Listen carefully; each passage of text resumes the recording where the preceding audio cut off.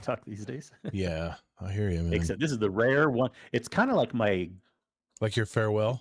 not going. It's kind of like my like what's the word present to talk about like Oh, just okay. everything about how Bungie was and I where we got are you. now and I stuff. got So you. Yeah, I can't wait to hear it, man. It's gonna be good.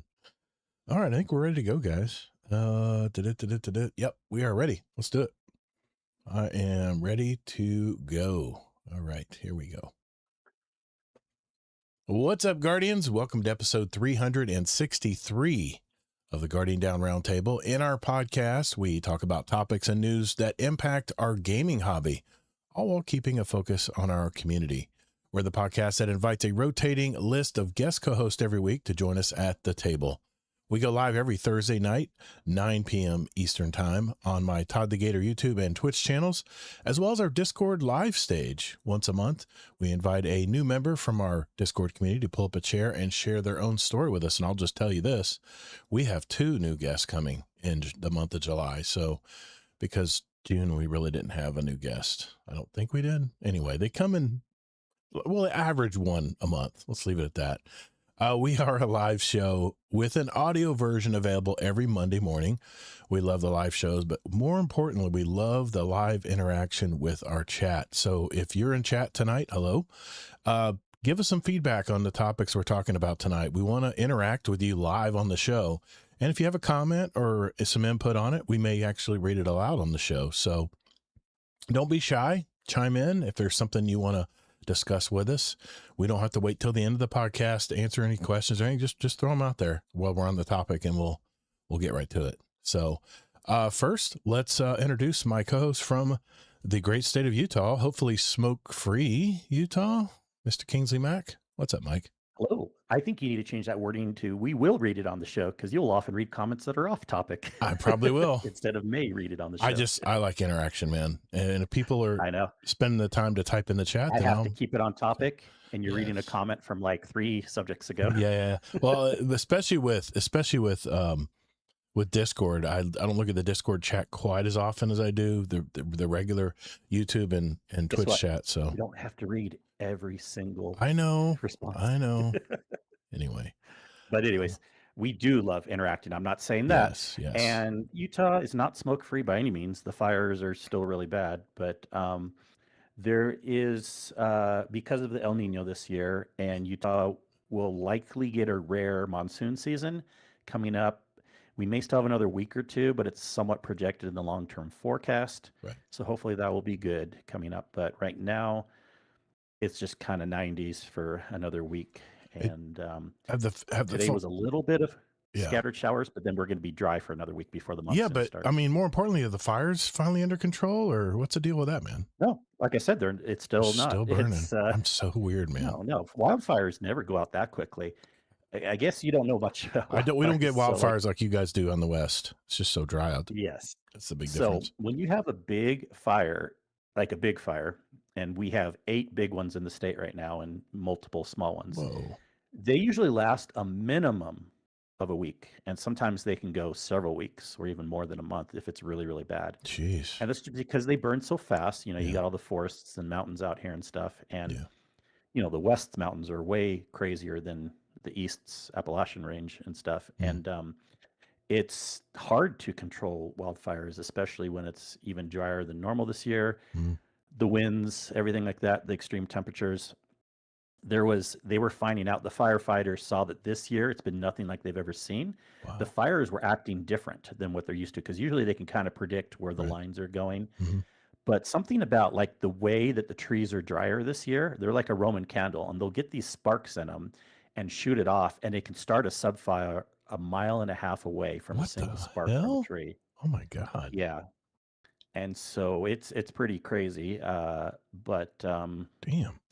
The ones that were closer to the Salt Lake Valley, where the biggest population is, like where I live, are a little smaller and contained now. So we don't have smoggy skies in our area, in the city, in the suburbs where I'm at. Right. But if you were to go to central Utah right now, where the biggest one is, it's pretty dire still down there right now with that one. And there's still other big ones throughout the state too. So long story short, Yeah. And then Utah just got the brunt of it this year for whatever reason, but the Mm, fire season's just starting. Like I said, it's normally more like mid-July to August is when it yeah. starts.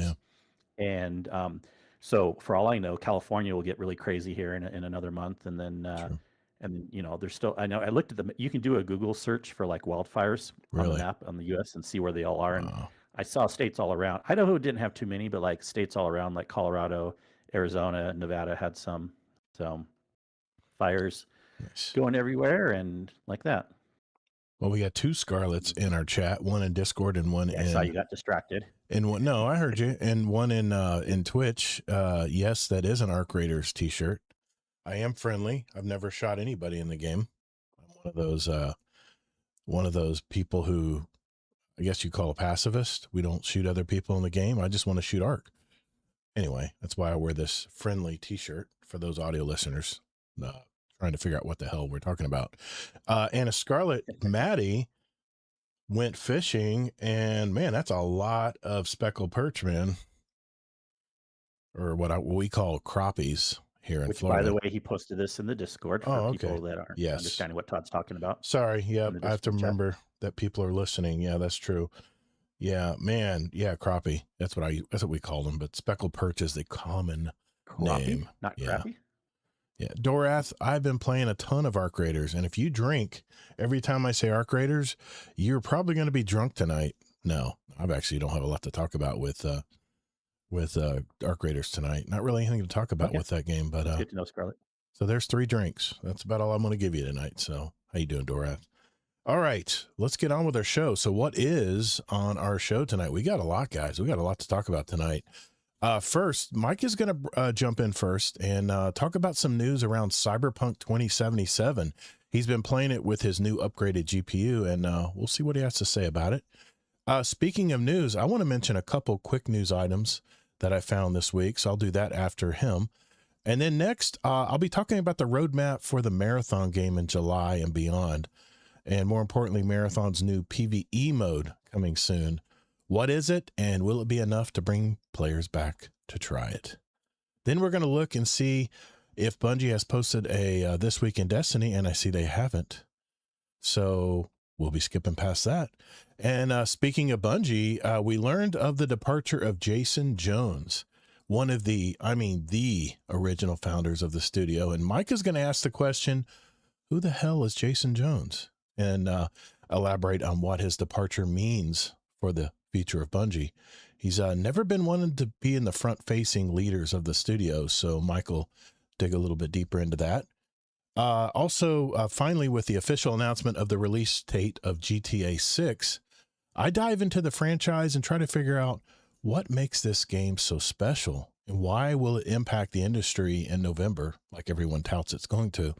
I'll also share some recent leaks about the game that were accidentally released from an Amazon site in Brazil, and I got to tell you, it's got me pretty excited. After which point, we'll shift into our catch-up segment, check in with ourselves from what we've been doing this week, what we've been playing, what we've been gaming, what we've been watching, anything in our lives that we want to mention. And at the end of the show, if time allows, and we have any questions, we'll answer those from our community. So if you do have a question for us, make sure you enter it in the podcast questions channel in our Discord, and we might read it aloud on the show. And remember, if you want to send us a voicemail or an email, just go to guardiandowncast.com to find out more about that. So if everyone is ready, let's roll.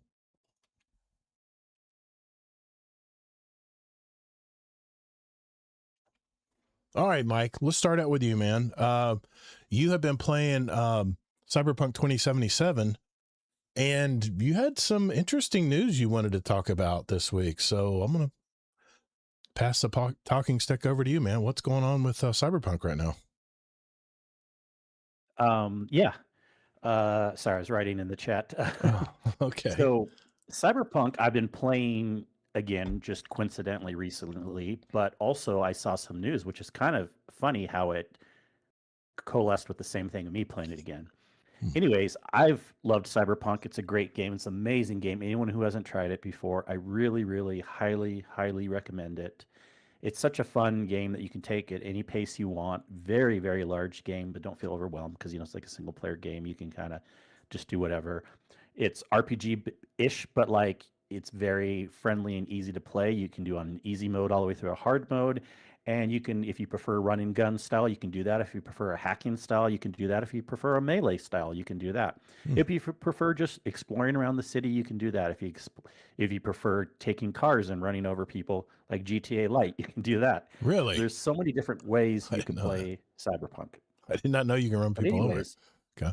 yeah, well, the police will Oh, go after you if you do that, but oh, and then you have okay. to run from them or you know. Gotcha. Gotcha. Anyways, there's a lot of different ways you can play.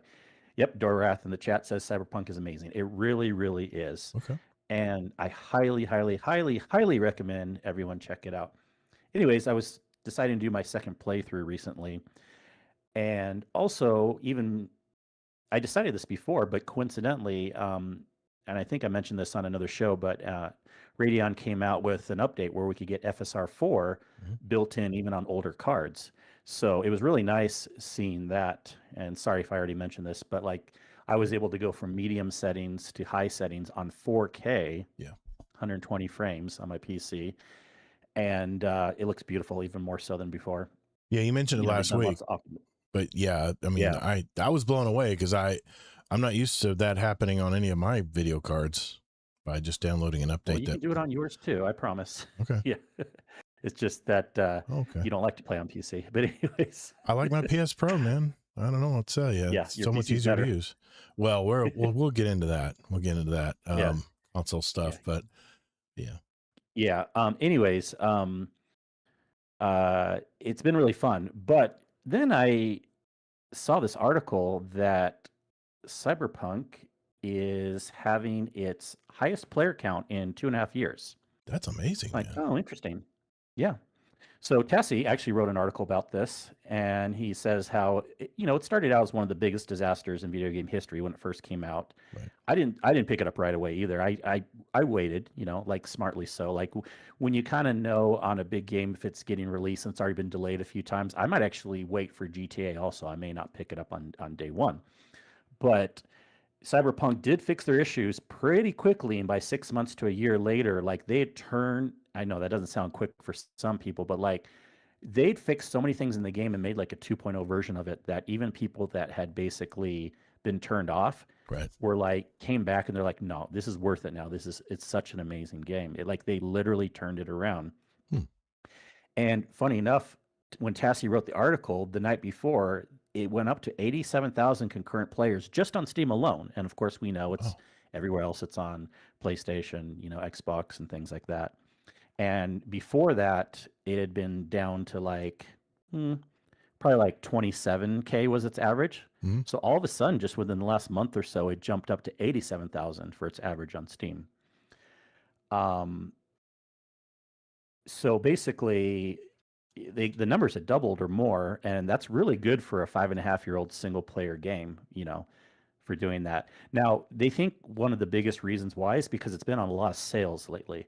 Hmm. I even got my wife to check out Cyberpunk, and we found out that it's on PlayStation Plus, and so she has that, so she doesn't have to What? pay for it there. Ooh, And on Steam, it's only $18 right now, or God, that's a at least big, as when they wrote the article. what a $18 deal. is a steal for this game, What a people. deal, man. Maybe I Yeah. should jump back into it. It sounds like it's all been. I know they've been making patches over the years and it keep improving bug fixes and stuff. Kind of like another game. What was that other game that you bought it once and they just kept improving and improving and improving the game and. Okay. So when you say jump back into it, is it like your typical thing where you gave it like a half an hour or an hour, then you stopped? No, I played probably 2 hours and I Okay, that remember still does not I any remember I got different. You got stuck to at play the a game like door. A car got 5 to 10 flung in hours front of the before. door and I couldn't get through the door to get to my objective to yeah. And let me guess, you Yes. didn't try to go another way around or ask for I help. I tried for like half an hour and I was like, I'm fine, I'm done. And I didn't come back. Yeah. But I do own the game. Did you do it right away, or did you do? Or No. did you do it This like was 6 back in the months early later? days when it first came out. Yeah, when it first came out. Yeah. Yeah. All right. Oh, so Yeah. maybe I need to Yeah. revisit it then. Okay. You definitely need to. Maybe Yeah. to get Yeah. warmed And up for GTA, because it's a similar type game. It's, third person and yeah, maybe I need to. anyways, It's got I Keanu just thought it was Reeves. interesting news that it's doing really well in the charts right now, and it's kind of getting a little mini resurgence.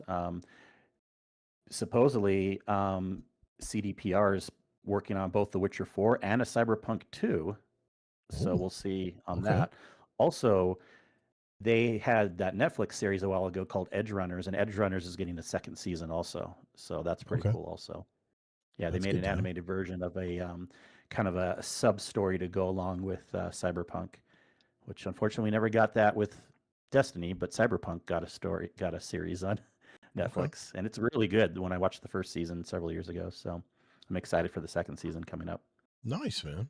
You Yep. got me excited, man. You got my attention because I've it's always been in the back of my mind, to go back and try it, especially after I heard so many things they've done to make it a better game. They fixed a lot of the bugs and stuff in it. So maybe It I'll go was back and fixed try it. at year one, and we were all I saying know. that, I know. but they've made even more content over the years. They have a DLC called Phantom Liberty that's really good. That's what Dorath was mentioning. It Yeah. Yep, it's just an Hmm. amazing game, and they're always making it better. The last patch hasn't been for a while. Okay. It's kind of end of life as far as patches, but you'd be surprised. Sometimes even the company that makes these games sometimes will make surprise patches years later. So I wouldn't Okay. be surprised when Edge Runners 2 comes out that they make another patch in Cyberpunk and then maybe kind of All lead right. that into like a Cyberpunk 2 or something, I will make a declaration tonight before next week's show. I will at least try it again. I'll go ahead and re-download it on my PS5 Pro, and we'll see how it looks. And I'll give you my. Well, it'll look better on your PC. Yeah, I know. Maybe I'll do it. I think Yeah. I bought it. I think it's on. I think I bought it on PS5 though, and then I Yeah, now have the PS5 of course you do. Pro. So yeah, yeah. Yeah, well, Sony's in a lot of heat right now. Well, I'm going to go ahead and just segue then to my stories. Sony is in a lot of heat right now because they have officially announced that physical disc for all the consoles and future games are being discontinued. And the result, basically, the deadline is January of 2028. So we got a year and a half. It's not happening tomorrow. And GTA, already mentioned that they're not making anything on a physical disc. And I think a lot of people were mad at GTA about that because they wanted that physical disc. And maybe Sony's making this announcement to kind of take some of the feedbacks, take some of the blowback from GTA 5. I'm 6. I mean, I know Sony's banking on this game because it's a console only game. They're banking on making some major money with this. So Sony needs an influx of money right now. They've been paying out a lot of money lately. So, but here's the specifics. They specified that this transition has zero impact on physical games that have already been released or will release prior to January 2028. Your current disc library will still work. Moving forward, new titles will only be available as direct downloads via the PlayStation Store or as digital download codes purchased through retail partners. Sony stated that this natural direction, in quotes, to adapt to shifting consumer trends, pointing out that digital downloads now account for roughly 80% of their game sales. Industry analysis note that cutting out physical manufacturing, shipping, and retail margins save publishers upwards of 20% on the game's sticker price. But do you think they're going to lower the prices to match that, Kingsley? No. The answer is no. They're not going to lower the prices. They're still going to charge $100 for games. Like I said, the news comes directly on the heels of Rockstar Games announcing Grand Theft Auto 6, which comes November 2026, will not have a physical disc in the box. Open pre-orders are purely digital release. Adding fuel to the fire, the announcement happened right as Sony notified users that a massive wave of digital movies and TV shows, including over 500 Studio Canal titles, are being permanently deleted from user libraries due to expiring licensing agreements. It was highlighted. It has highlighted the exact fear gamers have about an all-digital future. You don't own what you buy. You only rent a temporary license. The reaction from the gaming community has been overwhelmingly negative. Industry analysts note that this effectively confirms the upcoming PlayStation 6 will be a digital-only console, completely eliminated the secondhand and used game market. Retail giants and independent game shops are already pushing back. European retailer Game issued an aggressive statement on social media declaring that they, quote, will not sit idly by, and urged video game lovers to defend physical media, warning that a total digital monopoly gives platform hoarders unchecked control over game pricing and preservation. What do you think of all this, Kingsley? I know it's Yeah, a of lot of course, I info. think there's a lot of things that I don't personally think they're all related together. Yeah. I'll tell you why Okay. at first. First of all, the industry analysts believe that the Sony announcement is more about the upcoming PS6. It has nothing to do with Cyberpunk, or sorry, GTA. Also, they pretty much have guaranteed that Microsoft's going to do the same with Xbox. That's been rumored that they're doing the same Yes, thing. Yep. it's pretty much going to happen. Now, Yep. if Sony gets so much pushback, Microsoft, I guess, could be a saving grace and decide not to. But I bet the next Xbox console that's already in pre-production, that'd be really hard to add one this late in the game. I mean, I guess it could be both of them could add an external thing after the fact if they change their mind. Yeah. So it's not hopeless all the way.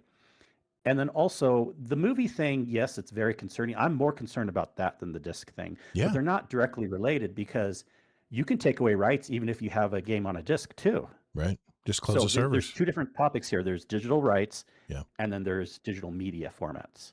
Right. And they're kind of separate, even though people combine them together. Like a lot of people, when you buy on disc, other than some single player games, they still need to authenticate on the Sony or the Xbox servers, and Right. those could get taken away too. Now, fortunately and unfortunately, what we've seen so far is stuff getting taken away has only been movies and TV shows. Mm-hmm. I've never heard of a game getting taken away yet. Not yet. I mean, they've shut down game servers, but I've never heard of like a game like, oh, you bought this and you don't own it anymore. Now someone will probably correct me, but like the bigger problem with TV and movie studios is they are more likely to, even back in the day when people direct TV and dish, they're always getting in fights with the networks. And it's the same thing as that. Like these TV and movie studios are always in fights, whether you say it's on that side or the distribution side, like Sony or Apple or whatever, like these fights happen. And that's why TVs and movie shows often get taken away. And they need to figure that out, or else no one's going to want to buy copies of TV or movie shows, because if they could get taken away, it should be a thing where, like, if a company that makes a movie is selling it and then that goes through Sony or Apple or whoever, Amazon, then they got to be like, well, even if you think this agreement is temporary, the rights to people that have bought that should always be able to have it. Right. Of course, that should be 100%, no questions asked. They should never take TV shows, movies away if you've full out bought them. And the same thing with video games, of course. Mm-hmm. Now, on the disc format, I think that's a slightly different topic because, again, rights are independent of disc versus digital format. That's a thing that's on top of that. Mm-hmm. I don't think it's as big of a deal taking a disc away. I mean, we've not been dealing with discs on PCs forever. And just because PlayStations and Xboxes have had them for a while, I get the concern. People are like, I think it's just people don't like it because they want to be able to resell their games. Right. But you can't resell games on PC. You haven't been able to resell games or TV shows or movies for the longest time. Yeah. So if people can't resell games, I'm kind of like, oh, well. And just because they have for a long time, now they're going to be mad that they can't resell their disc games. Yeah.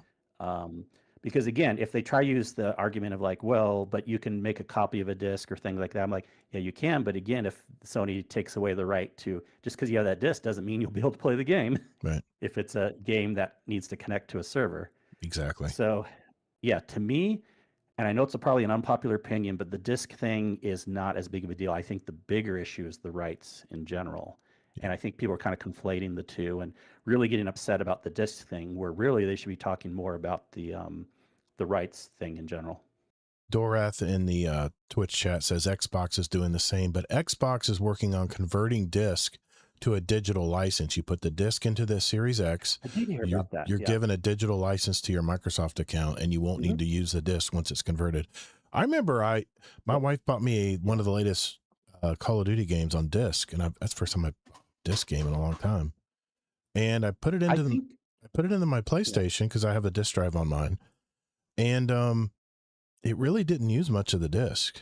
It was almost like it was just like a license, like a DRM thing, where yeah, I exactly. still had to download That's what discs everything have that I been. normally would have to download, and it really didn't change anything. I still had to put stuff on my hard drive, and you put 3 or 4 games on your hard drive on a console and it's already full. So you have to do the old shuffle of what game am I going to play this month, and start and delete one and keep all your player save data, which adds up too. But I hear about licenses expiring. You know how you make them not expire? You renew the license, and Sony's just being cheap. They're just being cheap here. They should have just renewed Yeah, the licenses. yeah. Thank God. The I think I bought Men in Black like on PlayStation a store a long time ago. Now, I'll need to check and see if it's still there. But here's the Yeah, a thing. couple things on that. Who Yeah. Go So ahead. Go ahead. Sony was never the best. They were never a good place to buy TV shows and movies. Yeah, They were yeah. trying it for a while, and I hear they Mm-hmm. totally regretted that. And they're actually trying to deprecate that, where you can't buy movies and TV Yeah. shows through them anymore. And because I think they realized that was a bad market to get into. I feel like bigger companies like Amazon and Apple are going to be less likely to take away Yeah. rights to TV shows and movies. Right. And yeah, what Dora said also is very important. I think Sony might do that too, but again, that only helps with the license, which is a big thing. But Mm, I still know that people want to resell their games, right. and you're not going to be able to do that still probably with this new system, unless Yeah. I don't know, maybe they can make a way where they can get the license and then resell the game. That's what We'll he's see saying. It on says it's that. given to the last Yeah. person inserting the disc. So if you want to sell it later, you can. All right, we'll see. We'll see how That they're would gonna. be silly for Microsoft to do that. I mean, good for us as consumers, but I'm sure they could find a way to lock that down a little There's a bit more. topic surrounding this. It'll be in a future show, but I'm not going to go down that Well, road right now. But but I'll tell you this, and I want to ask my PC friends, mhm. have we ever cared or complained about wanting to resell games on the PC? Well, I you beat haven't me heard to it. anyone ever You talk about that. you beat me to it, Kingsley. Here's the Yeah, thing: consoles are getting as much as PCs now. I mean, let's face it, it's gonna be $1,000 for the next PS6 or whatever. I mean, I was lucky. I bought these when they were still $500. Uh, and secondly, now you can only download the games only, and then Sony, of course, can cancel the license at any time, and you have to stay on the Sony platform. This just makes me just want to stay right on my PC and not buy anything on PlayStation anymore, or any console for that matter. I'm wondering if they're pricing themselves right out of the business. I mean, because at any time, and I guess you could say the same for Steam. Steam could say, you know what, all these games listed here, we are not selling anymore, and you still have to log in, but I don't know how that works exactly. The Steam's more of a broker, right? But they provide the actual portals to the servers, or a lot of times they do. is that per game It studio? depends. It Okay. depends. The bigger ones will do the licensing. So, like, even if you buy a bigger game, Mhm. like an Ubisoft game through Steam, Yeah, then it still runs the Ubisoft launcher in the background right behind Steam just to do the licensing. got you. But Steam does have licensing for a lot of Okay. PC games, Okay. and It so so but basically, again, I don't see Steam doing that because yeah, they are they're making I a that killing is right their now, whole man. model. Yeah. Yeah, they're making hand over fist money right now. Anybody wants to buy anything? I mean, I bought Diablo 4 on. I think I still had to. I still have to make an account through Activision. I think it is, or was it? Anyway, Yeah, Blizzard, yeah, I still got to sign in through their servers to Battle.net. play it. So yeah, BattleNet. So Deadpool and Merc in the Discord chat says it's just like DVD movies. Some retailers like Best Buy do not even sell them in the store anymore. And there goes GameStop. Can't trade in games in the future, which means they lose something that's part of their business. Well, let's just face it. GameStop is, I'm sorry. I mean, they're kind of obsolete, aren't they?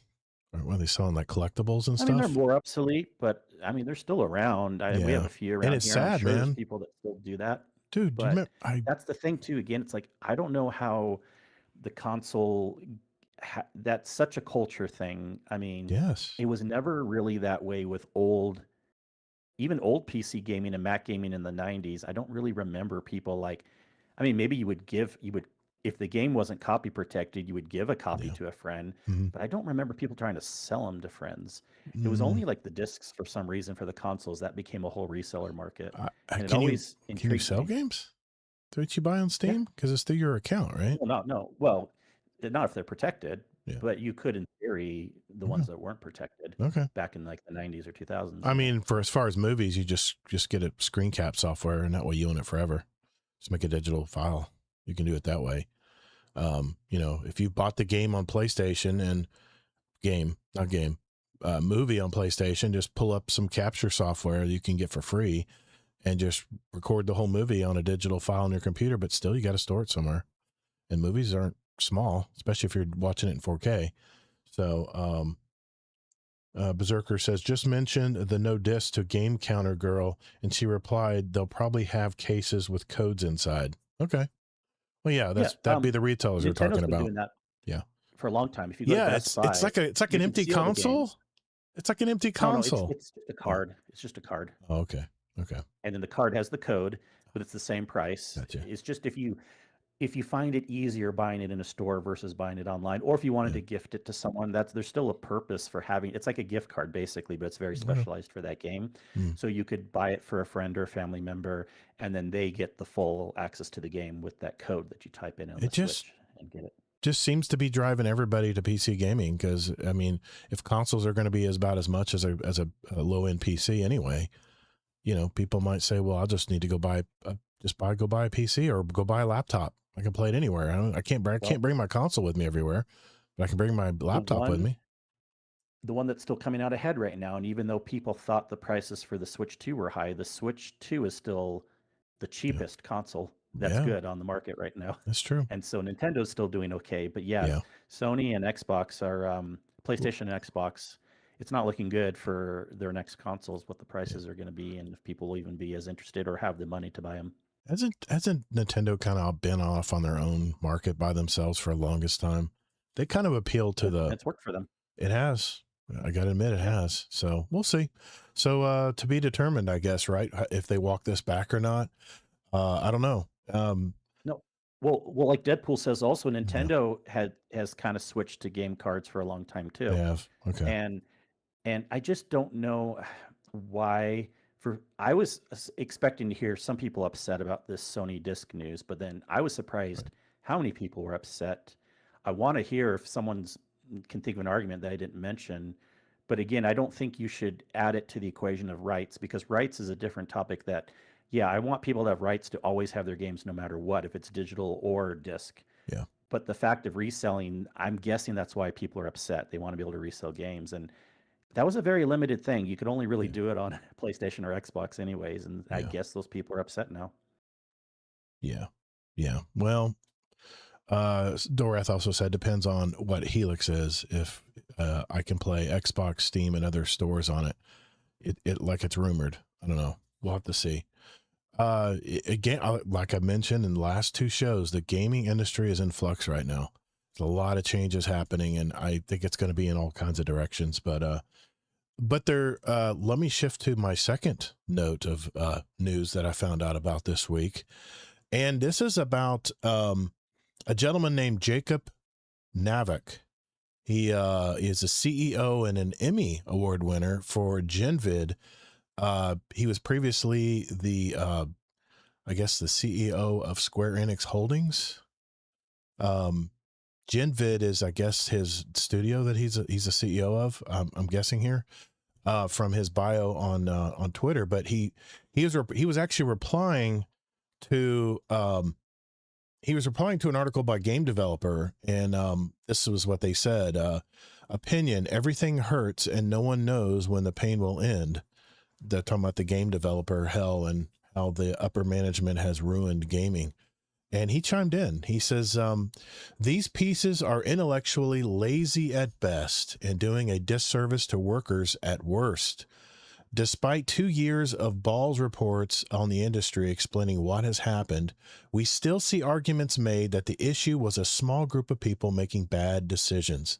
The market is efficient. These layoffs started nearly 4 years ago.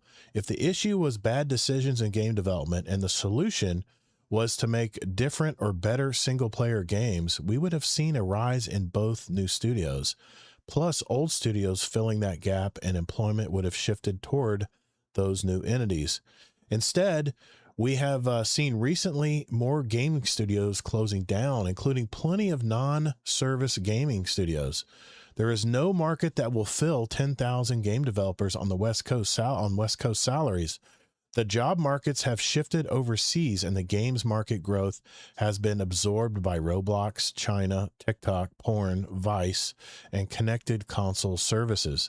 These are facts. The attempts at live services from Sony and others only extended people's jobs longer, but the market would be in the same place today regardless of those bets. We do a disservice to people when we coddle them and spread the fantasy that the industry is going to return to its prior growth state. The U.S. economy will grow, the West Coast economy will grow, but it is unlikely that games as an industry will ever produce the prior return on ROIC, return on investment, I guess, when developed on the West Coast, because if you want to make a game, make a hit game, you can make it anywhere now. Game platforms, yes, big believer in Roblox, and individual gaming studios will still thrive. It is a hit-based business and hits will grow. The point here is a general trend. We will continue to see game development on the West Coast shrink as the market changes. This is a permanent and will not return. It is easier and lazier to blame managers over the market because the former fits a convenient political lens. But grievance politics is not born out of the realities. Now, what you don't know about this tweet is that Mark Noseworthy, the prior CEO of Bungie, retweeted this and actually emphasized that, you know, more people need to see this tweet. And DMG had a little tweet war. And I guess it went back and forth for a while, but I'm not going to get into that drama. But I just, on this comment alone, I mean, I talked about how more games are going contract based and more gaming contractors are being pulled from the East, and the West Coast they're doing exactly what manufacturing in the United States did. They started shipping out jobs from cheaper countries with cheaper labor. And then what happened to manufacturing in America? It shrunk down to nothing. But that being said, the gaming budgets are huge, man. They're more than making movies. I said this last week.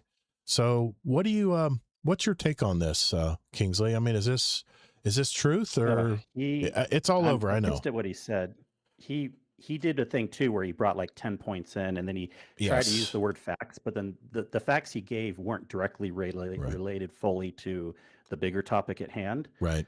There's so many things that could go off on here. Yeah, I know. First of all, just on I forget all the points he made, but on the West Coast salary thing, look, Right. game studios that started there and want to do that is fine. Yeah, you can find cheaper salaries, and you should have game studios all over. Right. But if like Bungie wanted to have a game studio there, well, actually Microsoft is the ones that brought them first to Washington, but I'll get more into that story later. But like they continue to want to stay there, or if not, they actually started in Chicago originally. Right. And you can have game studios that work there, but here's the thing. Whoever is hired as a CEO to work for a game studio in that area, you have to be okay with not making as much money as a CEO because the salaries below you cost more too. And it still comes back to that greed thing of like, he says like, well, we can't afford the salaries below. Well, why can we afford the salaries of the CEOs? You know, it's like, you can make that decision if you want. I'm not saying you should. There is a good reason to have cheaper salaries in other areas, but if someone wants to have a game studio in a certain area, they can make it work. You just still have to have, and I think there's a nuance here because you said you weren't going to do the back and forth, but DMG made a good point in response to Mark Noseworthy saying, yeah, leave it to Twitter for people not having a nuanced conversation.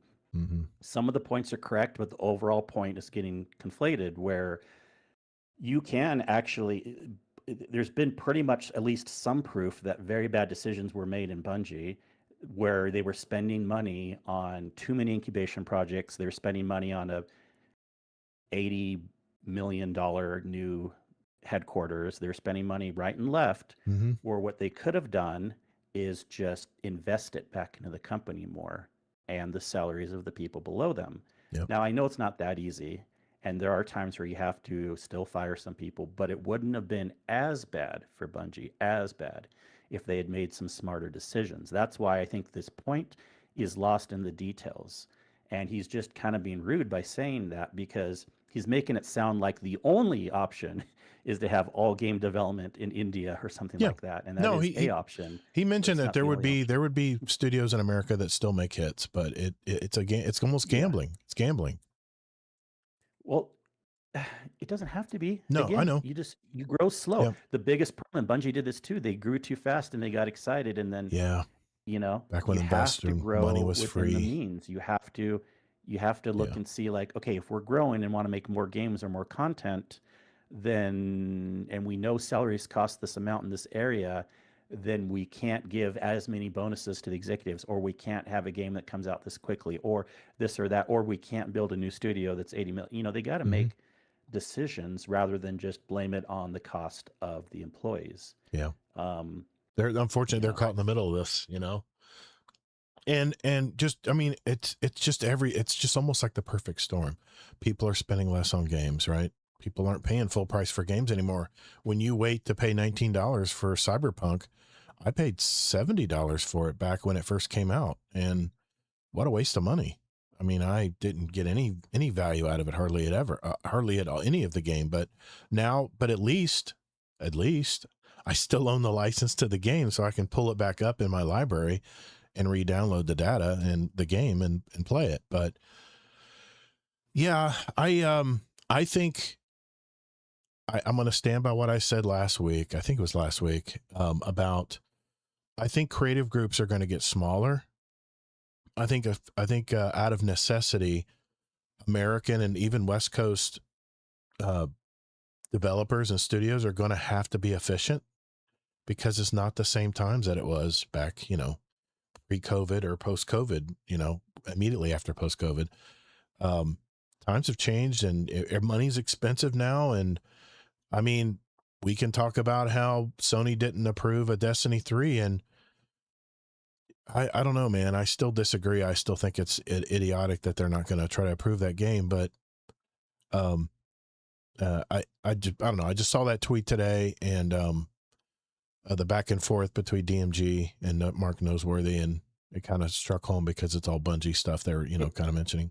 Yeah, I feel like it's a CEO trying to protect other CEOs, and I'm not saying all of his points are bad or wrong, but like he was definitely adding some rich person CEO talk into there that kind of pisses off other people too, where like you can have things that work, and also game in like 10 years from now, games could have if the economy is in a different state, we could have a big upsurge again. But then that goes back to what I'm saying right now. Well, grow slower, don't grow fast, and then have CEOs that expect to have a certain sales number, and then when it doesn't meet it, they use that as an excuse to fire people. I remember Joe Blackburn. I remember he was it Joe Blackburn that had the lawsuit against Bungie? He was owed like $19 million. Dude, he wasn't even the top gun there. He was just one of I think he was the head of Destiny at the time or something. He wasn't even at the top of Bungie. And he got a bonus of $19 million. Who gets paid that kind of money, man? When I heard that, I was like, because Sony spent too much of the 3.3 billion. I mean, I think everybody just got fat and said, they kind of grabbed their money and ran, right? It kind of seems that way, like everybody's bailing out now. And the poor developers that are earning, and I mean, don't get me wrong, they're earning 6 figures a year probably, but they live in frickin' Seattle, where it costs a lot of money to live there. San Francisco, places like that. It doesn't necessarily mean they're living high. No, exactly my point. Yeah, they could be just making a living, but they're doing what they love to do, man. And isn't that what it's all about? It's just your job being something that you don't really feel is like work. That's really the ultimate goal. But anyway, I want to mention that tweet because it seemed to spark some drama on the internet, and we were talking about contractors and all of that a couple shows ago, and I think it kind of tied into that subject. So Okay, let's take a small break here. We're going to come back. I'm going to talk about the future of marathon. Be right back. Let me pull that up. Okay. All right, here we go. And then next we'll be getting into. Yep. Okay. Liquid Death, ice cold water. I tried a new. I tried to make my own Gatorades today. I got this article on Medium, and I actually bought my own potassium chloride, and I bought my own magnesium. So even a packet, you were mixing it together. Yeah, from I was scratch? mixing it all together. It was all in powder form, and they were telling me, okay, use a teaspoon Nice. of this, and use a We're gonna half a call you teaspoon of salt. Breaking Bad. And I felt like that last night when I was putting it together. And I put them in, I mixed them in a little, I bought one of these little plastic holders that you could shake it up and then pour it into my 32 ounces of water. Holy crap, it was like drinking salt water. I said, there's no way. I was thirsty as hell today, but I'm not drinking salt water. So I had to come home and clean it all out. In the chat, see the Discord? Yeah, I see it. I see it. I see it. I haven't tried the caffeine ones yet. I keep forgetting. But I think I'm gonna tweak. I'm gonna tweak it. I'm gonna cut it in half tomorrow, or not tomorrow, but tomorrow when I'm working out. We're still got pool stuff to do. We're still got a bunch of stuff we got to do this weekend. That's how we're gonna spend our holiday weekend. But all right, let's get on to our topic here, and we'll get into our catch up soon. Here we go. All right. Well, as the Destiny franchise has been cut off from any future development, and the entire staff has been laid off, our gaze now shifts to the marathon game because it seems like the entire studio's future now rides on this one game. No pressure, right? So what I wanted to do tonight is go over what they have done since the initial release in an attempt to entice players to give the game a try, or if they tried it initially and it was too sweaty, to come back and maybe try again. Like I said, the initial launch was very sweaty PvP game. And Bungie's trying to, I think they're trying anything they can right now to get people to come back and try their game. So we'll start with Season 2. What exactly is Season 2? Well, it's called Nightfall, which started an open play week from June 2nd to June 9th. It allowed everyone to jump in for free, try out the new mechanics before the standard paid gate locked back down. Because it brought the game's first major seasonal progression and vault reset, June 2nd marked a completely clean slate for the community to begin grinding the new Cradle stat system and also explore the pitch black Night Marsh map. So what else is in Season 2, and what will be the X factor to bring players back to try it out after such a sweat fest that was Season 1? Well, the first major overhaul they did for Marathon is called the Cradle stat system. Think of the Cradle as your permanent account-wide skill tree. In many extraction shooters, a single death means you lose everything, which can make you feel like you just wasted your entire evening. The Cradle system was designed to be that remedy for that frustration. It provides a path for permanent progression. So even if you have a rough night and you lose all your gear, you're still moving forward.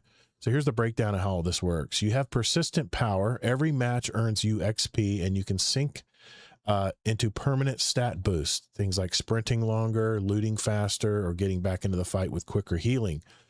One tree for all of your characters, all of your running shells, your runner shells. You level up the Cradle once, and those bonuses apply to your entire account, no matter how many runners you got. And there's also free respecs. It's totally flexible. If you want to swap from a high-speed build to a tanky armored powerhouse, you can move your points around free whenever you want. There's no cost to doing it.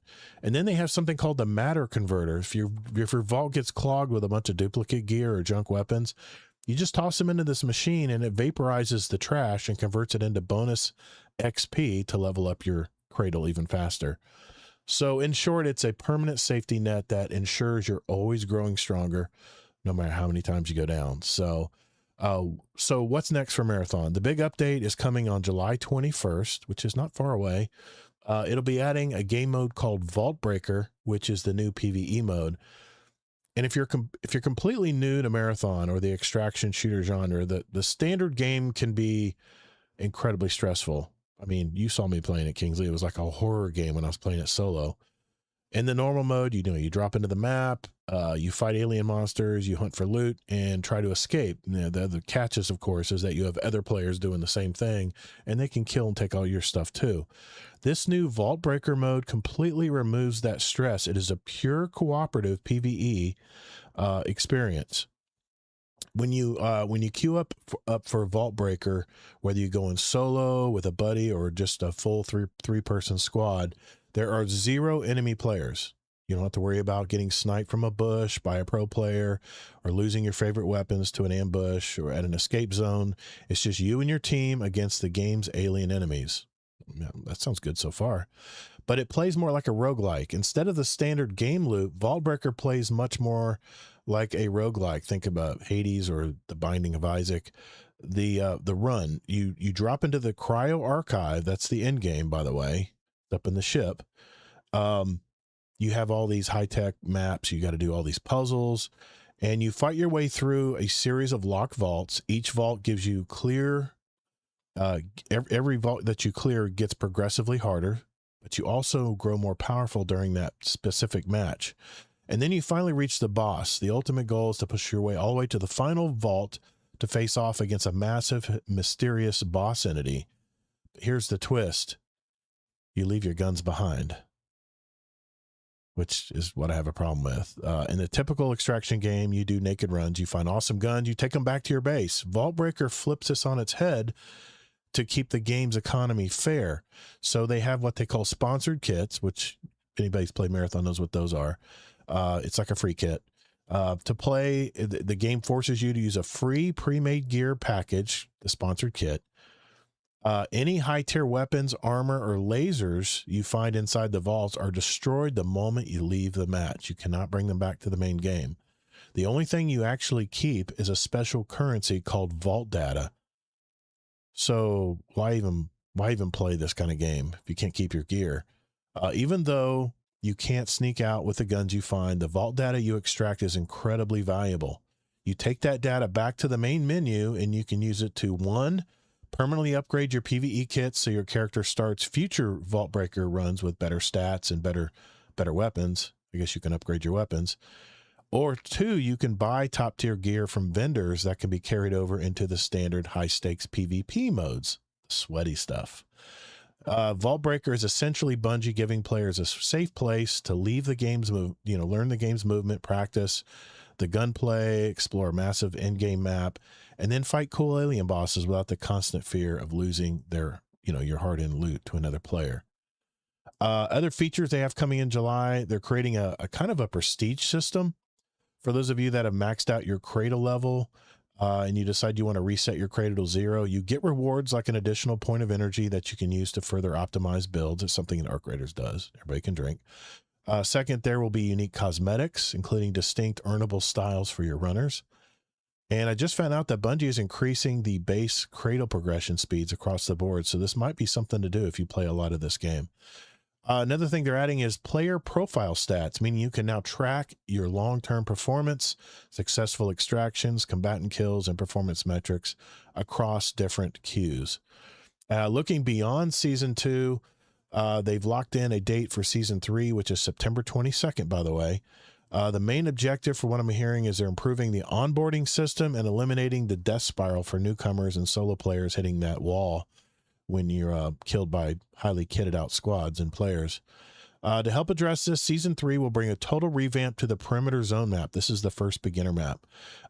It's going to feature massive new areas, fresh encounters, and a rebalanced gameplay loop to create a smoother, more welcoming onboarding ramp for players who want to just lean back and chill rather than full sweat, every single night. But that's all I have for Marathon. So now that you heard about these changes, will any of you guys give this game a try? I'm just curious. If you're listening to this after the fact, give us some feedback in our Discord channel, and that would be the show feedback channel in our Discord, and let us know if this is something you're going to try. But I've already bought the game, so I'm going to try it out, at least to report back and let people know what I thought of it. And like I said, it doesn't come until this big update on July 22nd. So I know, Kingsley, you probably have zero interest in any of this. Well, Mostly, yeah, Yeah. because a couple of reasons. Roguelike on top even makes me less interested. Hmm. But I do want to say, I don't think no one will be interested in this. I know people that like roguelike games Yeah. and some people that were already playing marathons. Some I can think of some names already, Okay. and I won't call anyone out, but they might actually like this a lot. Okay. Now, this is how roguelikes work. Forget about guns. I mean, any roguelike game, whether it's guns or you get like little magical abilities or things, the Yeah. whole point of that is every time you go in and you get a different unique one. And depending on which paths or hallways you go down or doors you open, Right. then you have a choice of getting some new ability or gun or thing like that. And Right. it's supposed to be different each time. That's why you don't keep your abilities or Okay. your guns, Okay. whatever the game is more suited towards. But I don't like roguelike type games, so Mm. it's not for me. And Okay. even if it wasn't going to be roguelike, I probably still wouldn't have been interested because I was saying all along that even if they have a whole PvE only thing, it's still a smaller-ish arena type game that's nowhere near as big as these open world games that I Yes. like. Definitely. And so it's just not going to be appealing to me, probably. There was a chance if they made it a full PvE with progression and they made some bigger maps and bigger worlds, then there is a chance I'd be interested. You mean But Destiny? I mean, that's well, basically what yeah, they need to do, right? there's lots of games, not just Destiny, that I do know. this I really know. well. I know. I'm just saying. And yeah, it's just yeah, roguelike. No thanks. I And have figured. you played roguelikes before? I Well, I can't mean, imagine you they really had it like built them. into one of the seasons, right? When we went back to um, the big No, no, hive no, no. ship. That was roguelite, light. You Oh, keep your weapons. I'm light. talking about No. an actual roguelike game. I have some I roguelike don't know if you games, but I have you haven't played Hades? honestly. I haven't played Hades, no. But I have a Yep. couple roguelikes in my It's library. beautiful. It's amazing. Yeah. But I did not enjoy it after a Okay. few runs because I'm like, I just don't like this of like having a new, Yeah. you know, Um, Okay. now, so and if in case anyone's trying to talk back to me, like, well, what about Diablo seasons? No, that's different because you're having progression for a long time. Mhm. Roguelikes are you play a match or a game or whatever that lasts like 5 to 20 minutes, and then it's done, and then you're already resetting to something new, Yeah. and you're forced to, and it's not only with a game like Diablo, you can pick what you want, but with roguelikes, a lot of times you don't get Yeah. to pick. You come up to a choice, and there's like, yeah, yeah, zombie Blattro's roguelike. Yeah, it is. That roguelike. is. I But love that's another reason Blatro. why I didn't like Blatro. But Yep. Yep. um, but anyways, I don't like when it's like every time I play the game, there's like a different option, but I can't do an option for me that I already liked. Right. Next time I play the game and that may not present that option. I'm like, Here's the thing, I don't know. Queensley. Yeah, There's just so many other games to play, man. There is. There's so much more competition for my time now. And we're still playing raids and doing the Pantheon stuff every weekend. That's a lot of fun. We're taking a break, by the way, this weekend because of the holiday week, but we'll be back next week to I'm not. jump back in. I I know don't know you're about not. we. We might still find a group. I know you're having a You drunk are. raid Yeah. Friday. I think you're having a drunk raid Yeah, but we too. might still do something Saturday too without Okay. you. Who knows? Okay. I'll be with my family, so I'll definitely be doing something with my grandson. Yeah. He's gonna show the fireworks. He'll probably shoot some sparklers or something because we don't have restrictions here in Florida, at least not like Colorado and Utah. But anyway, yeah, I mean, I'm gonna try it just so I can report back to everybody what I thought about it. I always love playing against the PvE enemies. It's just I was always worried about the rats just hanging around and just shooting me once I get down. Once a PvE enemy injures me a little bit and I'm in the midst of recharging my shields and stuff, that's when the rats come out and shoot you and take your stuff and go scamper off and hide from the PvE enemies. That's what I hated about that game. But I mean, you could technically do that in Marathon, but Marathon, I mean, in Arc Raiders, but Arc Raiders has an aggression based matchmaking system. So if you've never shot anybody in the game, in other words, you're friendly, you get in these lobbies where everyone's friendly. They don't want to shoot you. They just want to go kill Arc or get bounties done or whatever. You don't have that option really in Marathon. So we'll see Sounded like how. you were going to say they just want to or get high. Oh yeah, it could be too. Who knows? I'm sure I've and that's just the thing, man. I don't ever use game chat, but I use it all the time when I'm playing Arc Raiders. So because it's everyone's friendly and they're like, hey, what are you looking for? Do you have one of these? Hey, I'll trade you. It's so easy to do in game. It's just such a good social game. But Anyway, I so think yeah, that'll be Marathon yeah. needs to make a free to play or something to get more They people did the open interested. play. They did the open play weekend. Yeah, It went but up a maybe 5 or 6%, and then it went right back down as soon as the paywall came down. exactly. Like Yeah, if if they want any hope at all, unless one of these magical things click, I think there's a 5% chance they can do one of these modes, and then within the next year it'll be really popular. But aside from that, their only other hope is to yeah, turn it free to play, and then yeah. I know that might make some people mad, but that would be their last only hope then is to do that, you know. If it was free to play PVE mode, you might get some players to Yeah, try it out. But like I exactly. said, it's Yeah. just icing on top of a game that's sweaty. I mean, if you really want to if you really want to go in with and get all the cool gear and stuff, you got to jump in and got to go against the sweat lords. And I'm just as Murdoch would say, I'm just too old for this shit. Yeah, but a lot of people do like it, Yeah, I and get it. I get but it. even the people that liked it, Yeah, there needs to be more, and at least they're doing more with the game. But I don't. We both don't think yeah, it'll be enough for the long run, unless maybe they can make it free to play. yeah, But yeah, exactly.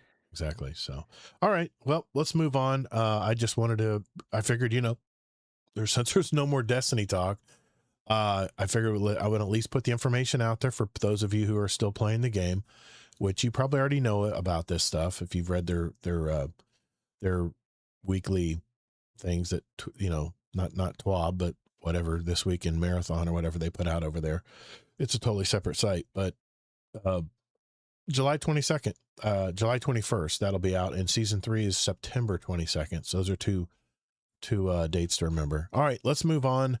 Our next topic is from you, Kingsley. So we'll do that hmm right after this.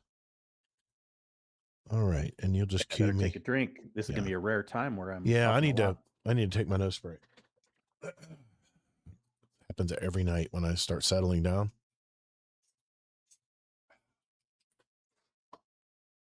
I use corticosteroids too, but every night I just start getting stuffy. All right. Okay, let me get to that part. And just cue me when you want me to do that thing you wanted. Yeah, Okay. Are you all set? it's a 3 minute, and I'll explain this before you Okay. start. It's like Okay. it's a 3 minute video, Yeah, I saw it. and but even if people are listening to the audio version after the fact, it'll be okay because it's mostly there's some talking at the beginning, and then the important part is the music. And you wanted the And so volume even up though on it? they wouldn't be able to see the video other Yeah. than the people that are watching right now, it'll still be cool, I think, to include in there. And you wanted the volume up on it when you're talking? Oh, definitely. Yeah, were you Okay. gonna do you have to have volume. Yeah. Okay. Just making sure. Yeah. Okay. Okay. All right. Because there's gonna be a guy talking about something Well, at the at the beginning and beginning, then the yeah. music later. Yeah. Yeah. After that, it's just all music, I think. I'll turn it down Yes. when that But happens. if you don't mind playing it for the other 2.5 minutes after I that, will. the music's pretty cool. I That'll will. be part of what I'm Okay. talking about also. No worries. Okay, here we go. 3, 2. All right, Kingsley, it's your turn, man.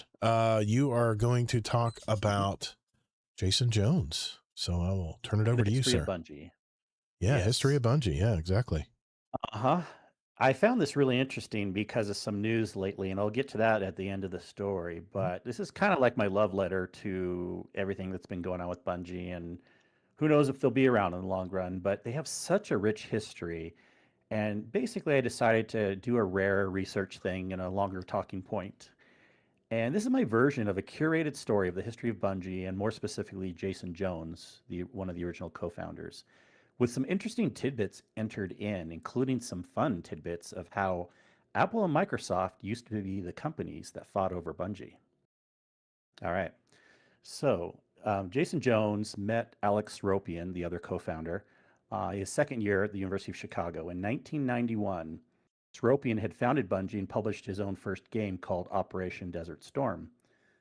Stropian was looking for another game to publish and then decided to work together to finish Minotaur, which was Jason Jones' game.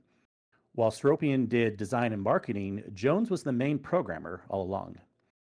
He made Minotaur, the Labyrinths of Crete, and that's kind of like what I knew as the first Bungie game, even though technically Stropian had a little game also called Operation Desert Storm.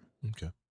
Now, Minotaur, The Labyrinths of Crete, was basically a puzzle based, randomly generated role playing game where you would see a room at a time, like, because this is older technology from 1991, but you'd see a room at a time, kind of like Donkey Kong or Mario or something. Hmm. And you could move around, and it was just kind of a role play, puzzle game. But what was interesting about it is it had multiplayer, and that was unheard of at the time. This was old Apple Talk networking protocols in 1991. And so you could actually play against someone else and then meet up in these rooms and have little battles and stuff. So that was pretty cool. They were doing amazing things even back then with their first game in 1991.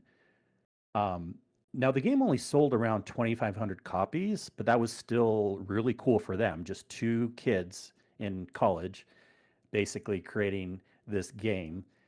And it developed a devoted following. The people really liked it. So after publishing Minotaur, Jones and Seropian formed a partnership. Jones said, "What I liked about him, about Seropian, was that he never wasted money." This is funny saying this now, It is. where we are today. Yeah.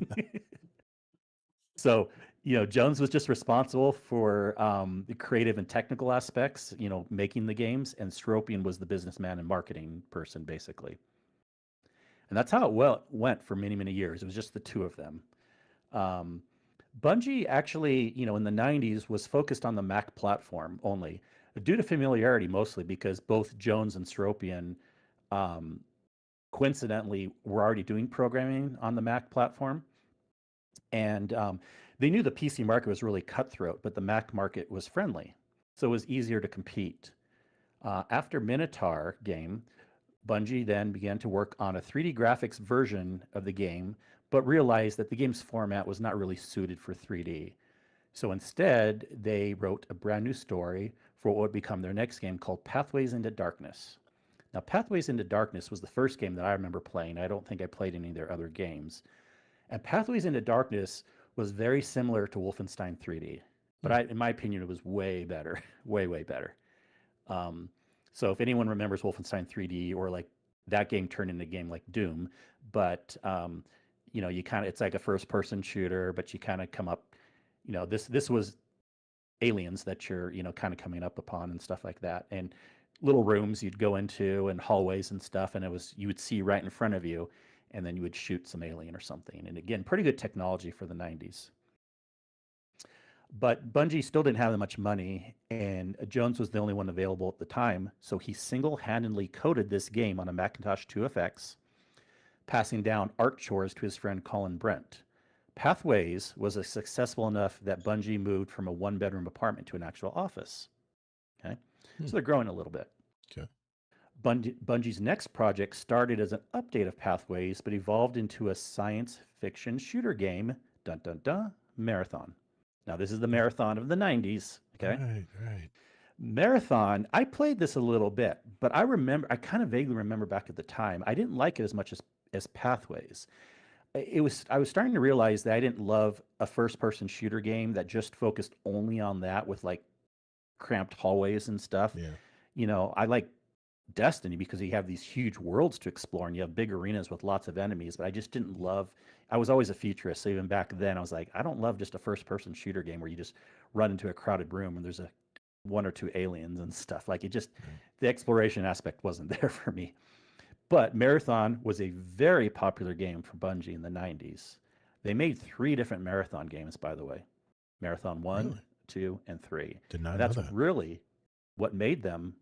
That's where they made most of their money getting started at the beginning. Now, Really? there was things where they made even more money, but that's really kind of what started them.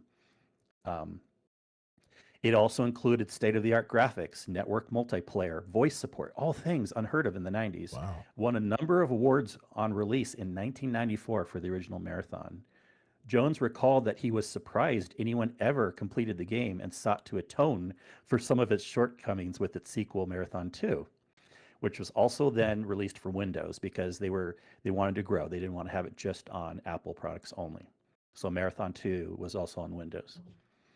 The Marathon series then was followed by their next type of game, Myth. Now, Myth is a real-time tactic game, kind of like Age of Empires. Yeah. Okay. And not a lot of people played Myth, Myth was also mostly on the Mac. They did make a PC version later on. I heard good things about Myth, but I don't think I ever played it because I don't think I was also really interested in real-time strategy games like Age of Empires, which they didn't have back then, I don't think. But No, that's they what didn't. Myth was like, you're just kind of controlling resources on the map and real-time strategy and stuff like that.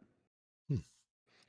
But anyways, Bungie continued to expand and they were doing good with all their games. And then in 1997, they began to work on a new project and it was codenamed Blam. And actually, before Blam codename, Jones had another funny codename for it. It was called Monkey Nuts. But he said he didn't want to keep it Monkey Nuts because he couldn't bring himself to tell his mother about the new game title. He thought his mom would think it was weird, the name Monkey Nuts. I got you. But Blam is the game that turned into Halo. Nice. Halo. We all know Halo, okay? Yep.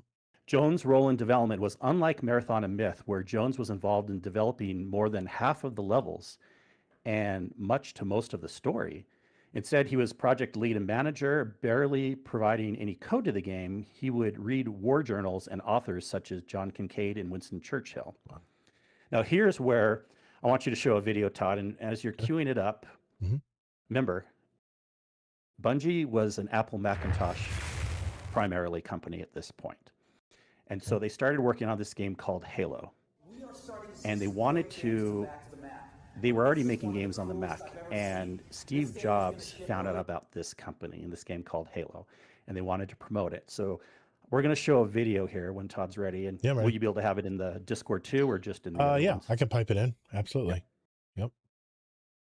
This is Bungie, when you can play it when you're ready, but this is Bungie basically introducing Halo for the first time ever. Now, you may be asking before we start this, wait, Halo's an Xbox game. Well, I'll get to that. But before it was an Xbox game, there was this. Okay, here we go. We are starting to see some great games come back to the map, but this is one of the coolest I've ever seen. This game is going to ship early next year from Bungie, and this is the first time anybody has ever seen it. It's the first time they've debuted it.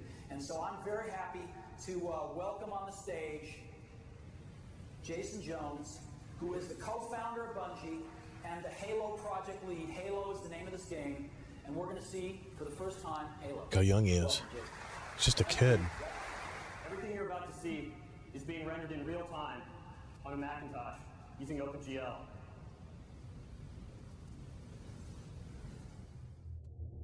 Now, let's play for a couple of minutes, but even people listening to this after the fact, I want you to really listen to the music.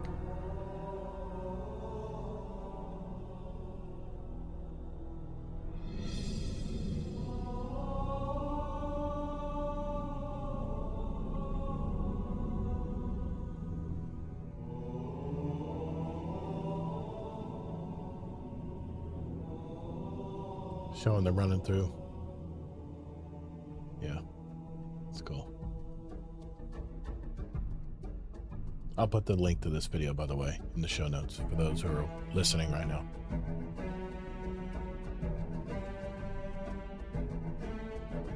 Wow, look at that world. Looking at this, you might think, those aren't amazing graphics. They were for 1999. Of course, man. The internet was young in 99 too. It was just beginning.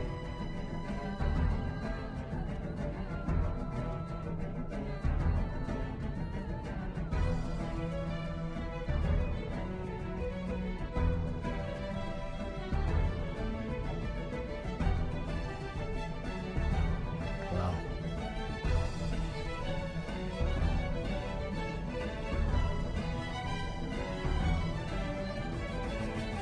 Warthog.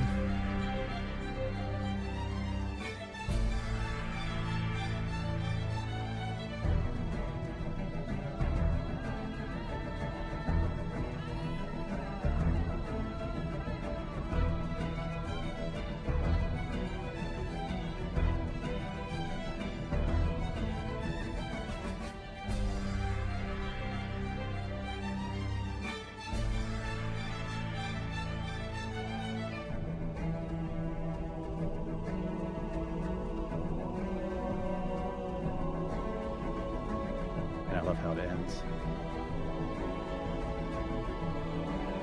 Warthogs racing off.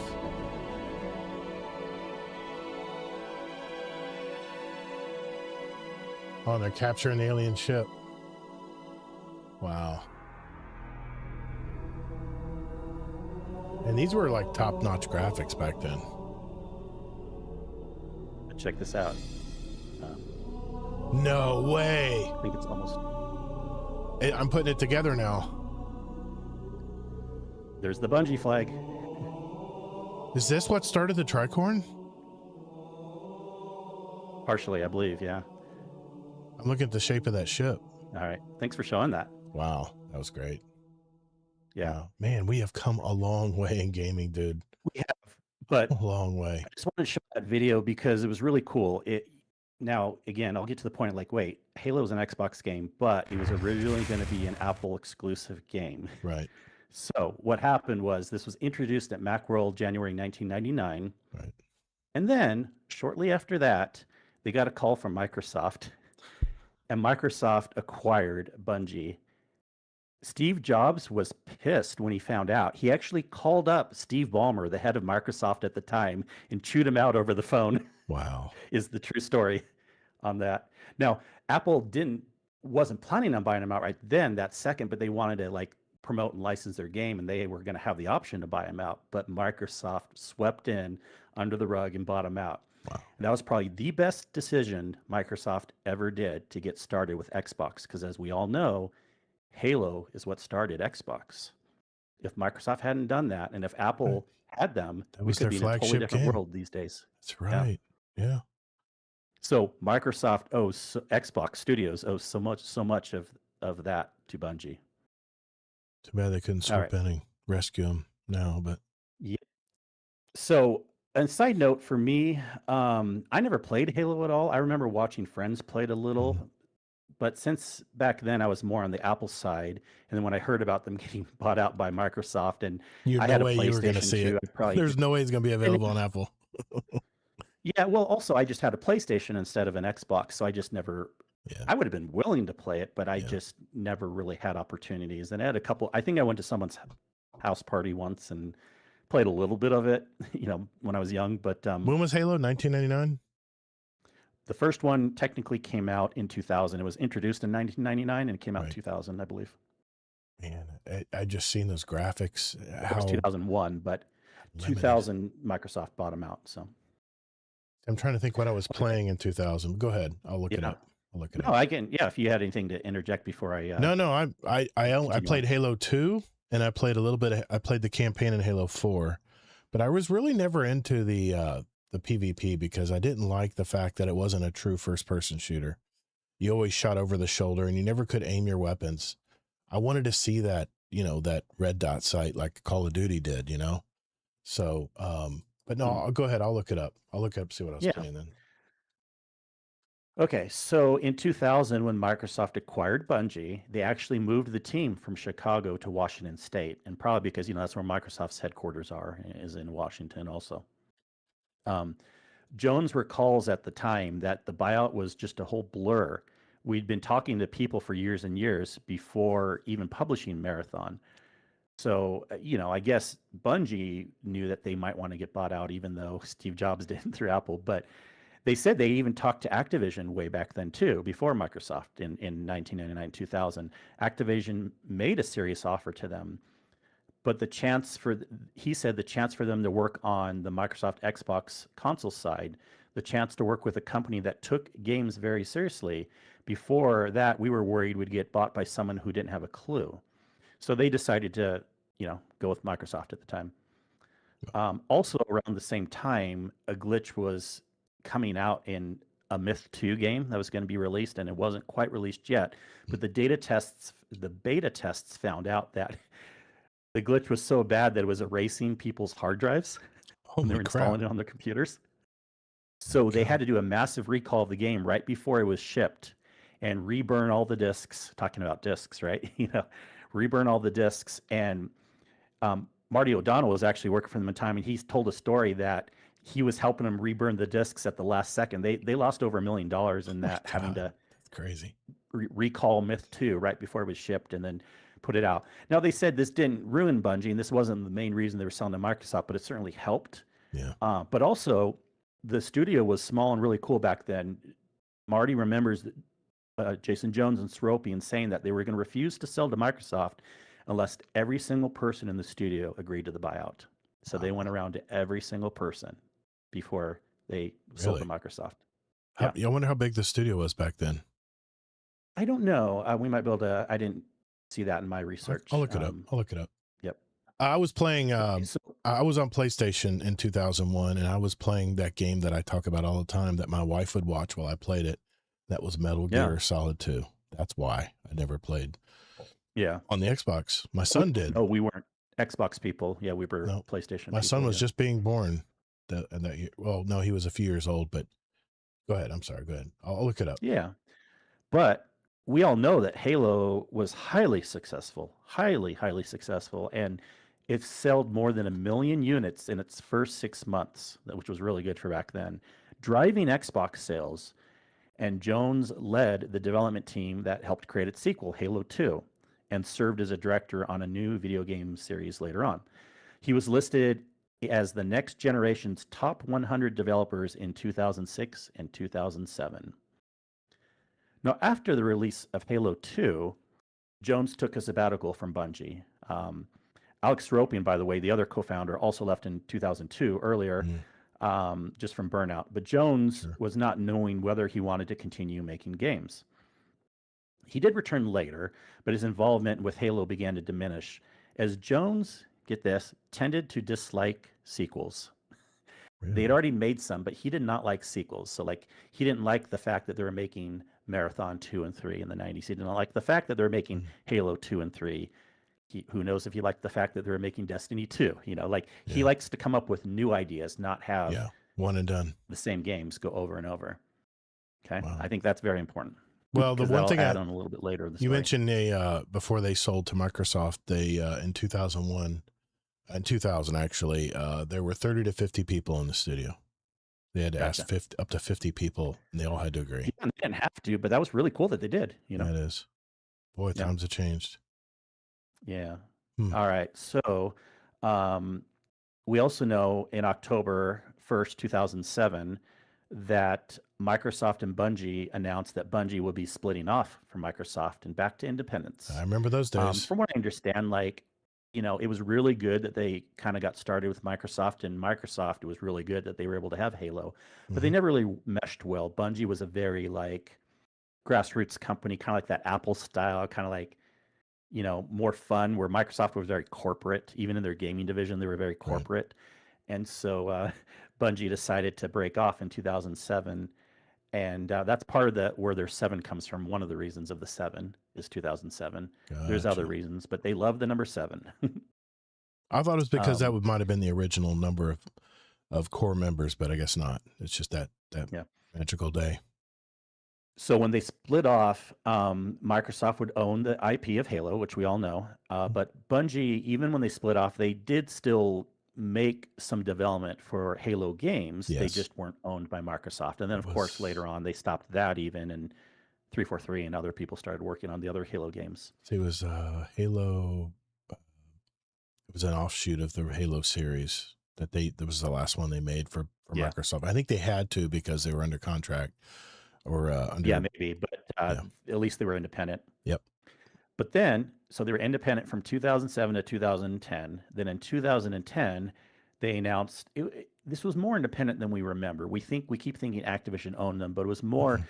They were in a 10-year publishing agreement with Activision that they started in 2010. And publishers can make some pretty big demands, but they don't technically fully own the company. Nope.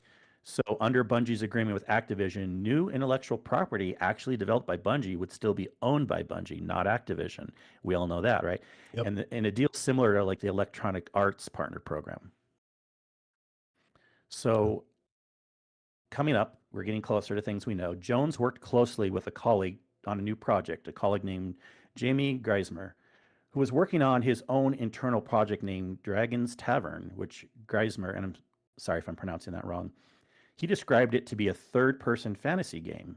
Okay, that would be interesting if we had a fantasy game in coming up here. But in the end, however, Jones had the most power at Bungie. Despite he never was a president or a CEO of the company, but he was one of the co-founders. He was the majority shareholder at the time, and his vision of the studio was his alone to decide. Ultimately, Jason got his way with the studio's next project and worked with Geismer to combine his ideas of this Dragon's Tavern game with another game. As development continued, and with Geismer gone, the writing team, led by Joseph Staten, had created a supercut, which was essentially a summary of the game's storyline. The supercut was poorly received by Jason Jones and the rest of the studio, actually. Jones decided to scrap the writing team's work and effectively rewrite the whole story very late into production. Remember that? I don't know if you know where I'm going with this, believing it was not feasible and almost impossible to complete. Knowing the game was in peril with his proposed reboot of the story, Jones formed a group called the Iron Bar, composing of art director Christopher Barrett, designer Luke Smith, and writer Eric Robb. Wow. An experienced book editor. Jones and the rest of Bungie carried on to release the game with the codename Tiger, and then, as we know, Destiny was released in September 9th, 2014. Wow. That's crazy, man. Oh, pretty cool on that. Yeah. Yep. Yeah, there's more. I thought that was just so cool about the story even leading up to Destiny. And Jones was a huge, we always hear about Luke Smith and everything, but Jones had a huge part of the original Destiny. He's just always been in the background. Even during the live streams, you would see him in the back, but he never wanted to be up front. He never wanted to be in the spotlight. All right. As we know, this is getting to things that a lot of people that listen to the podcast know if you didn't know the earlier part of Bungie. But Bungie terminated its publishing deal with Activision in 2019, 8 years after instead of 10. But as part of their agreement, Bungie got to keep all the rights to Destiny because, again, they own the IP, and will self-publish future installments and expansions. This included transitioning Destiny 2 from using Activision's Battle.net to Steam. But a lot of people, I think there was a lot of misinformation at the time, like it was a really bad situation, and Bungie kind of was making it sound like that. But Deej, we all know Deej, and we like him a lot. Deej even said that he wanted to dispel the ideas that Activision was a prohibitive overlord that limited Bungie's creative control. And instead, he's just said that both companies amicably split due to different ideas of where Destiny franchise should head. That's very rare. Yeah. Today. Now, I think this is actually the original small downfall. I kind of wish Bungie had stayed with Activision because they had extra studios that were helping them out. They had all these resources and money from Activision, yet they still owned the rights. I remember at the time, everyone's like, this is so awesome. Bungie's not going to have a publisher anymore. Like, are we sure this is awesome? It means they're going to be smaller. They're going to have less resources. Are we sure? So I kind of wonder where we'd be today if, Destiny was still a game like Diablo or whatever underneath, all that stuff. But anyways, some more interesting information. Jones has always been known to be more of a recluse, like you said. Like, he's a creative. He's just a programmer. Think of it that way. He a lot of these people that start companies, tech companies, they can't really run companies well. They'll have someone else as a CEO. Yeah. I mean, after Destiny 1, he had roles such as chief creative officer, even eventually chief vision officer was the most recent one. Yeah. But as a co-creator of the company and not wanting to run things, he was never CEO or president. Now, one of the reasons why I decided to talk about this today in the history of Bungie and Jason Jones is it was publicly listed that he was also let go with the latest round of firings. Yep. Now, right now, no one really knows the full story, but again, with the history of everything, he really just held an emeritus type position in the background. He was already very wealthy due to the whole history of how Bungie made money from the various sellings. All the stock. Of course, most recently, the Sony one. He made out from that one too, hugely. It didn't seem like he cared about money. Yeah. Seems well, that way. I mean, he didn't need to, even if he did. Yeah, true. I bet he has even more money than Pete Parsons. It's just that we just hear about that, Yeah. But he was still getting a salary on the books until recently. And he was still behind the scenes until recently, giving ideas. And guess what? Working on incubation projects, which Sony cut to the curb. Wow. Well, one other thing I read on Reddit when I was trying to do more research is that may or may not be true, but I think it could be true, is that a still current employee right now at Bungie, wrote on Reddit that he supposedly voluntarily gave up his salary and stepped down. Also, supposedly like what Justin Truman did recently. Mm. So this may be the end of the story with Bungie and one of the original people that started it, but it may not. Only time will tell. The thing is, here's what I perceive happening. All these big layoffs of the Destiny team and stuff. He probably looked around and said, there's nobody left. There's nobody here I recognize anymore. And he probably just says, well, I don't need to be here. There's no reason for me to be here. And maybe that's why he just decided to leave. I mean, we know Noseworthy and Luke Smith left because they were working on something brand new for Bungie, and it was canceled when Sony bought And the I think with this studio. latest cancellation of any other incubation project, he has plenty of money. He could even start his own studio if he wanted, you know. And Sure. there's rumors that a lot of these people that got fired. That was the may question I was start going to their own ask you. studio. I'm so curious if we hear these names in the future with a new game coming out that just blows everybody away, you know? I hope so. I hope it's not the end of their story. I know they're rich as heck. They could probably just retire for the rest of their life, but you know they have that urge to want to make something fun again to play. Maybe they're burnt out. Maybe they just need some time off, and then maybe they'll come back in the future.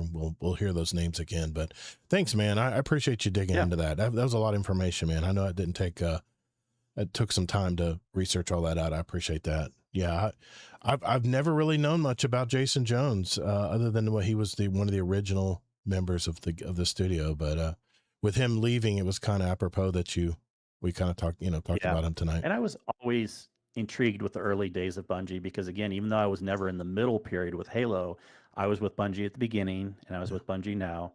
And I find it a very interesting company that went from two guys out of a garage, kind of like this Apple story, to being bought by Microsoft and basically helping Microsoft start Xbox Studios, and then all the way to then going independent again, and then going back to Activision and then independent, and then Sony. It's such an interesting roller coaster of a story with Bungie. Do you know the exact year that they bought themselves out from Activision?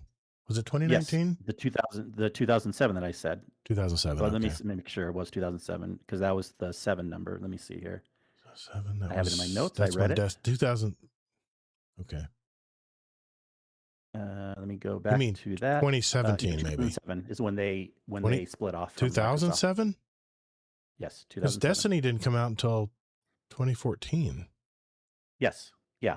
Wow. They had a lot of time in between where they were still working. Okay, the 2007 means they weren't owned by Microsoft. They still made Halo games for a few years. Oh, I see. And then they had the period of time between basically 2010 and 2014 while they were working on a game that was the first iteration of Destiny, but then they changed the last minute to actual Destiny. Gotcha. Okay. Wow. Crazy history, man. And with him leaving, I kind of feel that was the kind of like the nail in the coffin when it comes to this studio, but time will tell. We'll see how much rope Sony gives for the Marathon crew right now, which is all that's left, you know. And they even took some cuts from the Marathon developer side too. Probably people they didn't need anymore since they already made the game, but there's nothing else to develop, so why have employees around to sit around and do nothing? Because I've heard the last days before the employees were just kind of sitting around doing nothing, wondering what was going to happen. They had nothing to work on, you know. We also hope that we'll get one last patch and one last TWID. So. Yeah. And it still sounds like we are, because D&G has even said a few things like there will be. He hasn't double confirmed that will be another TWID, but he has double confirmed that there will be one more patch, but we don't know when. It could be next week. It could be a month from now or more, because part of the problem is the patch was, and I think I mentioned this a little bit last week, the patch was almost ready, but the carpet was pulled out right the next day before, which was a Thursday or Friday, last week when we were talking about this.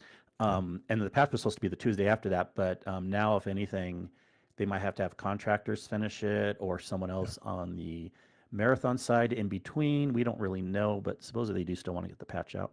Nice. All right. I hope so, because, we'll talk about it in our catch-up segment. But thanks, Kingsley. Good topic, man. I appreciate you putting the time in on that. I know it's hard to come up with topics every week, you know, and that took some effort, man. I appreciate that. It was a good story. Good story. All right. No problem. We have one more topic left, and I'll be doing that right after this. All right, good deal, man. Yeah, I usually Great don't story. like putting that much work into it, but since this No, is that was so good. interesting to me, You I did. presented it well A rare too, man. case. Presented it well. I try not to read too much because I do prepare notes when I talk about my things, but sometimes when I write freehand, when I'm writing what I want to talk about, I kind of write how I talk. So sometimes I just end up Well, reading. But you played it off pretty well. 90% of this was from Wikipedia and stuff, but I put Yeah, in yeah. my own Yeah, commentary. I yeah, kind of exactly. edited little parts here and there, Exactly. All right, here we go. Last topic, and then we'll get into catch up. I'm looking at the clock here. We're at 1:40. All right, here we go. All right, for the last topic of the night, we've all heard the news that GTA 6 is finally coming, November 19th, 2026. I have actually played GTA in the past. I played San Andreas back in 2004 on my PS2, I think it was.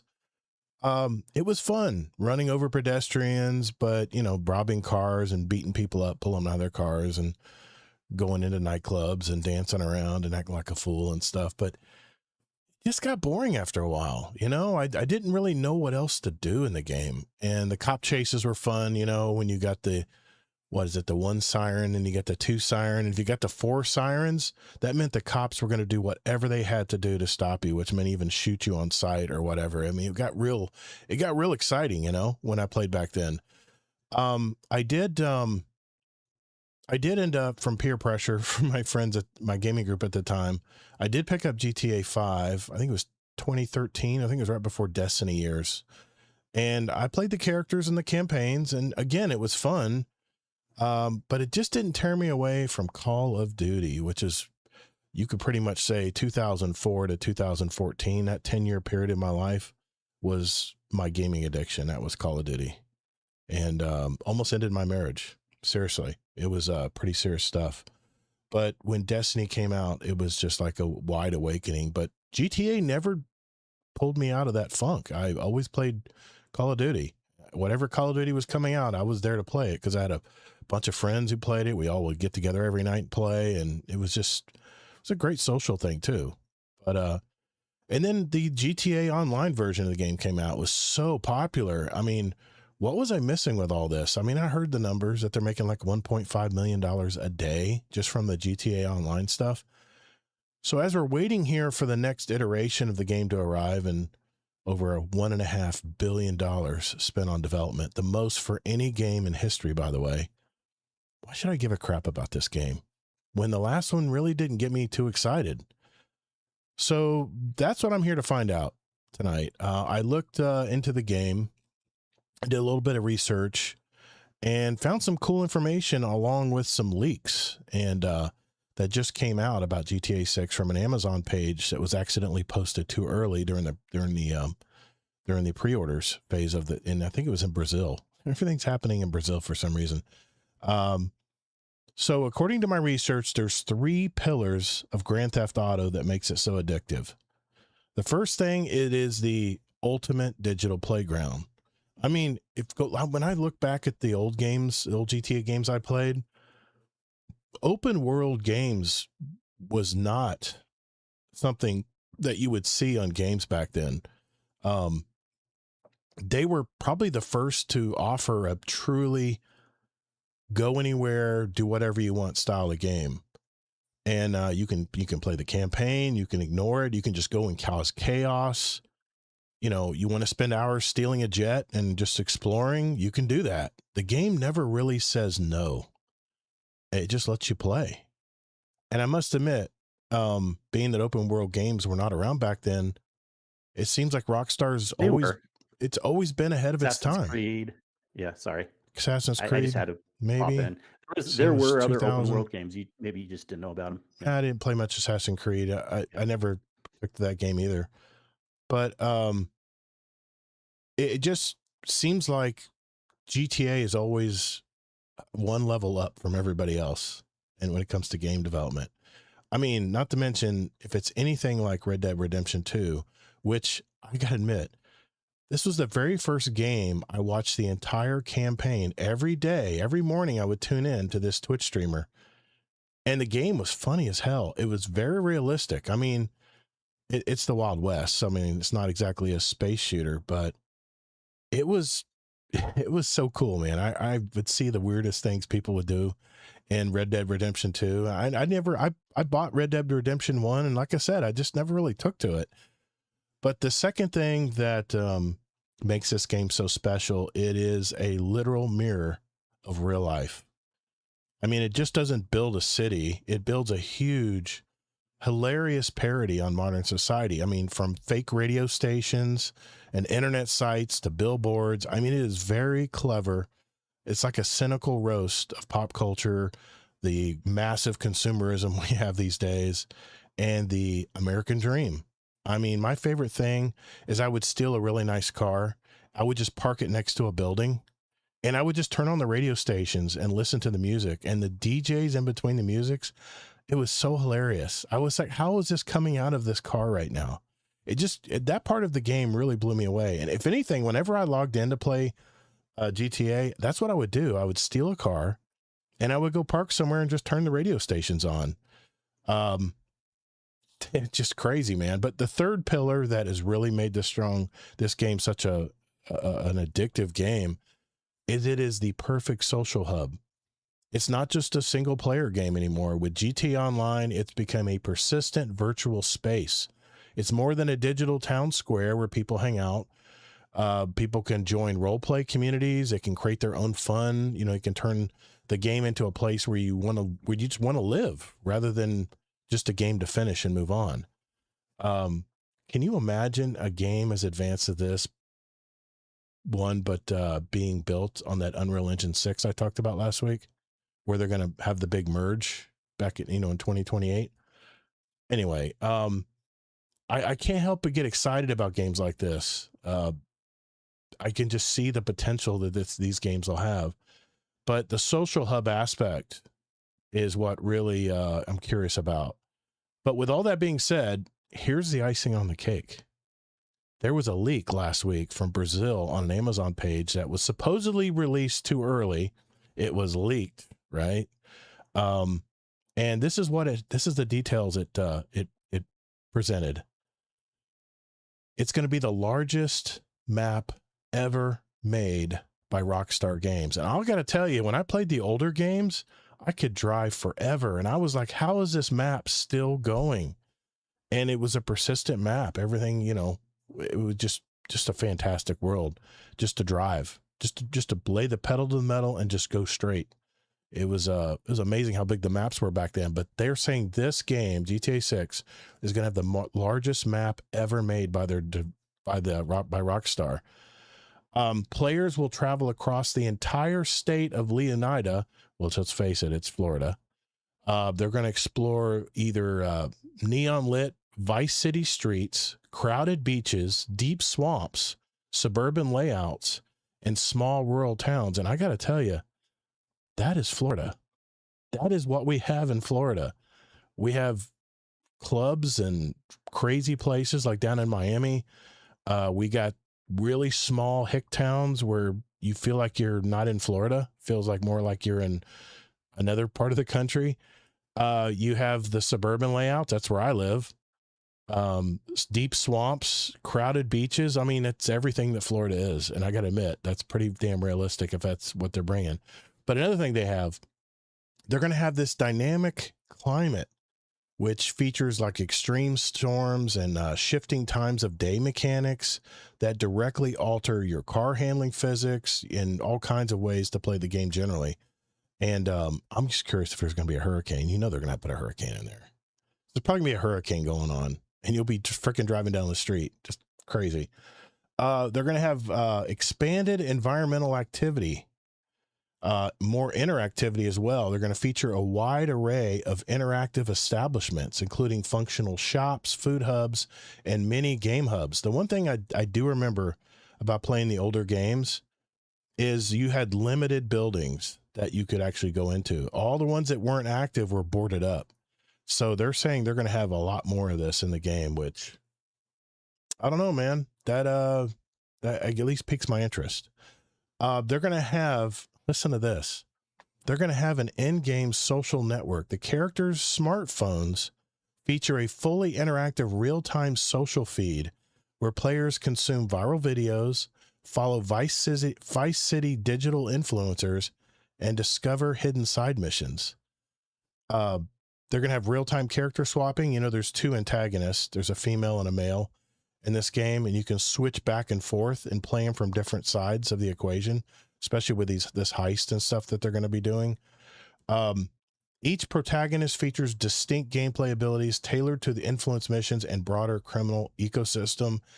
And then this is what blew me away, man.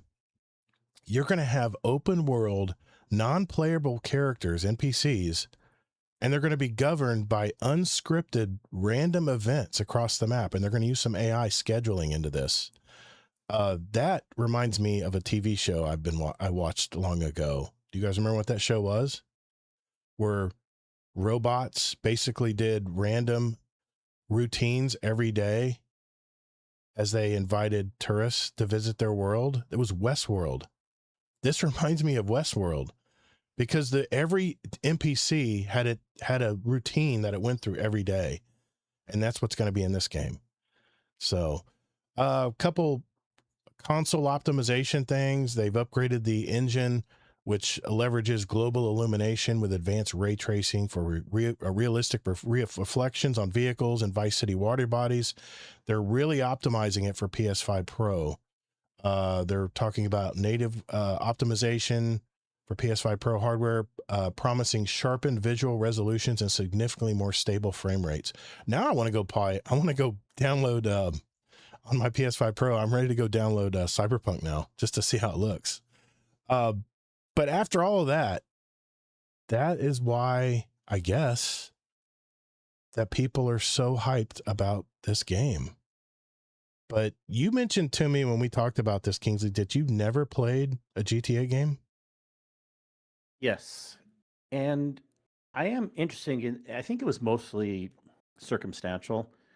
Also, I think at the time when the last one came out, I was still kind of a more sensitive soul, and I thought that this game seemed gross. You're past. I got it. Yeah. But just various reasons, I think my wife at the time too, probably wouldn't have appreciated it. Who knows? Yeah. I'm definitely interested this time, mostly just because of the exploration, open world aspect. Yeah. I considered getting GTA 5, but at this point, I have so many other games that I'm playing. Yeah. I'm like, I'll just wait and get GTA 6. But there are some concerns I have. I mean, all this sounds good.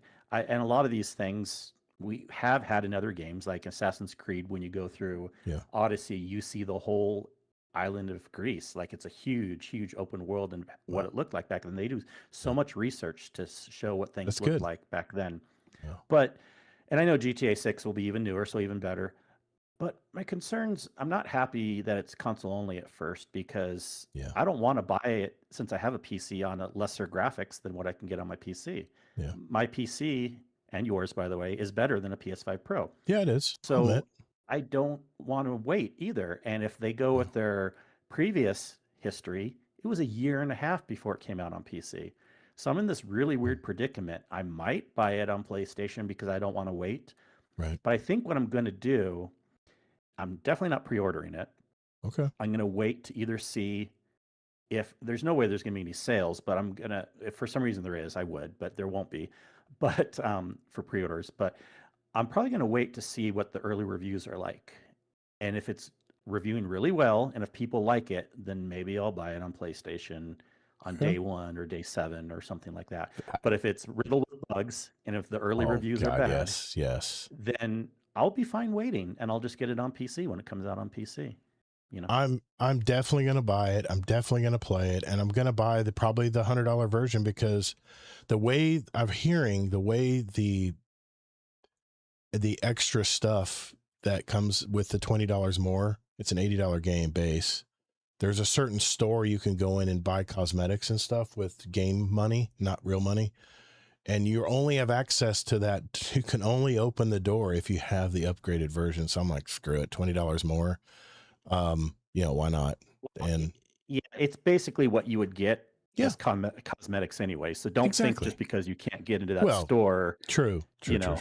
You wouldn't have had that unless you paid the deluxe version anyways. Yeah. But you're right. They found I've been wanting to very talk about this unique. for a while. Yeah, it's very unique. Everyone's going to say it's going to be $100 game. Well, they're making it $100 game without actually making it $100 game, because yes, you can get it for 80, but a lot of people are going to want to buy the $100 one. That's why everybody's crying. But it's not really. Okay, I heard there might be one side quest also, but Yeah. the main part is these are just cosmetics. And Yeah. yes, you can't go into the store unless you buy it, but they were just going to be cosmetics anyways that you would have to pay the extra $20 for. So. Now, if I spend $100 and I go in this store and it's just like lackluster clothes and stuff, it might be. That's the thing. It might be. Yeah. That's the gamble, right? And I could what I could do is buy the $80 version and then go see what others are saying, about this. Hey, Base Window, how you doing, man? So I'll have to just see, but I'm always one to try the newest and latest game, even if I don't stick with it, because I'm always looking for that next better game. I always want to see where the technology goes. I want to see how big is this map? Let's push the limits of it. How far can I really go in this Leonida, which is basically the state of Florida? So, and if they shape it like Florida, I'm going to freak out, dude, because I know every ounce of Florida. I'm a native. I've lived here all my life, man. I'm one of those rare natives that live in Florida. I was born and raised in Florida. But hopefully you'll play this game more than an hour or two. Like I will. Because it's not fair for all your other games. It's just the way AI has been integrated in pop culture these days is so much different. Not to mention it took 12 years to make this game, man. If anything, just my curiosity alone will be enough to persuade me to buy it. But do you think it'll be buggy? Because like Cyberpunk, I don't and all these know, other man. Games, I don't know. Being that it's made for a very narrow platforms, maybe not as much. It might be more optimized than you think, because well, if you remember, Cyberpunk performed worse on consoles than it did on PC. That's when true. It was having all the bugs. But it actually did better on PC. But they didn't have to make. They don't have to make this game for PC right away. They'll optimize it later. So maybe that'll make a difference. Well, it's just not less that thing they have to worry about. Yeah. I don't know. Hard to say. Yeah. I mean, if anything, I want to try this game just to see how accurate it is about Florida. I want to see if they did their research. Then it sounds like. I just want to see if they did their research, But or will you wait till a week before and see what the early reviews are like? I don't know yet. I have not pre-ordered it. But you did pre-order it. I have not. I've not pre-ordered it yet. Okay. I have not. I challenge you to wait till a week before, because that's still a pre-order. Yeah. And then see what the early reviews say. And we have yet to see any gameplay from this game yet. Do you know that? It's just an interesting case study. I'm not saying the game's going to be bad, but like you might not regret waiting in case like the early reviews is like, it is bug ridden, you should wait. And then if you didn't pre-order, then you're all the better off. Although sometimes you can cancel pre-orders, right? Yeah. If you don't put so many, I think Steam gives you so many hours. I don't know how it works with PlayStation, but I saw one video. This was actually produced a while ago. This guy said why he thinks GTA 6 will suck. And the reason he stated is that he thinks that the writers for this game are going to be more, I don't want to say woke, but maybe too PC, and that these characters are going to be very neutered, not very, what's the word? Flagrant, or very, charismatic, that they might be straight, very straight laced characters. I don't know. I can't imagine them doing that for this game, but maybe, hopefully something will come out. I'm sure they have promotion lined up and ready to go once we get closer to November, but, holy crap, this game's going to make so much damn money. It's just insane, man. But we'll see. We'll see how it goes. Anyway, I just wanted to mention that tonight too. But hey, let's jump in and catch up and see. Let's see what's going on in our lives this week. Right after this. When has GTA ever been woke? Yeah, that you're very right, Base Window. You're very correct. But this guy that came out with this video said the writing team is not the same writing team that wrote GTA 5. So I don't know. We'll see. We'll see how it turns out. Okay. Let's get into catch up and we'll see if we have any questions here. I'll while we're going through it, I'll go through the questions, see if we have anything. All right, here we go. All right, it's that time of our show where we just catch up, see what we've been doing in our lives, what we've been playing, all that good stuff. I'll start with you tonight, Kingsley, since I started last week. What have you been doing this week, man? What's going on in your life?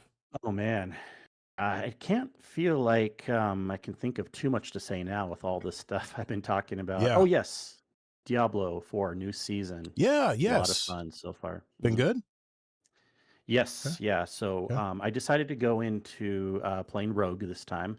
I had never done a Rogue before, Okay. and it's a lot of fun so far. In fact, I should have known this, but just playing a Rogue, you get true sight capability, so you can see little treasure chests on the map that you don't normally see with other characters and things like that.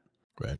So, and you can see where all the enemies are on the map where you don't Wow. see that with other characters. It's So crazy. that's really fun there. Okay. I did a build. I'm trying different builds, but right now I'm doing a spin to win. It's called Dancing Knives build. And basically, it's less about like how fast you click your weapons. You can just hold down your weapon, but it's where you move on the map. So it's really just kind of you hold down, and blades are just spinning out 360 degrees from you. So you really have to just move around and spin around and touch this enemy group, and then touch. And the rogue is very mobile position, has a lot of mobility, so they can dance around, move really fast. Yeah. And again, every build in Diablo has like 10 great builds. You know, there's ones that are more like you could do a rogue where you shoot more like a traditional arrow Oh my or a God. crossbow and shoots in a straight line. But I decided to go with a 360 build where it kind of spins around. It's a spin to win build. Dude, I was playing when I was putting my character together. I think I did a warlock. Holy crap, man. The skill trees are massive in this game. It is insane how far it branches out. I was almost overloaded. I was like, I don't know what to press next. I don't know what to open That's unlock why you got to next. play with me sometime. I will. I'll do some runs with you. I just will You need to, because like what you do with Arc Raiders, you had a really good experience when you played with someone finally, and it kind of got you over the hump. And that could happen in Diablo too. Yeah. Yeah. Because anyways, but having a lot of fun with it, the new season stuff, and you know, of course you would want to do campaign stuff, but the season stuff that they added is kind of this interesting mix of it starts out in the open world patrol area. So think of like a Destiny public event, right? Right. So it starts off with that. There's a new seasonal activity. And then once you do that, you teleport into a solo instance challenge thing where it takes you into this little dungeon area, and you have to kind of like hold down this zone. And the faster you kill enemies, the wider the circle gets, and you get more points and more loot based on how well you do there. So I really like how it's kind of a thing at first, and then it's a solo thing too. And a lot of fun there. It's a beautiful game, man. And it's just a lot. Yeah. It's a lot of games. Oh yeah.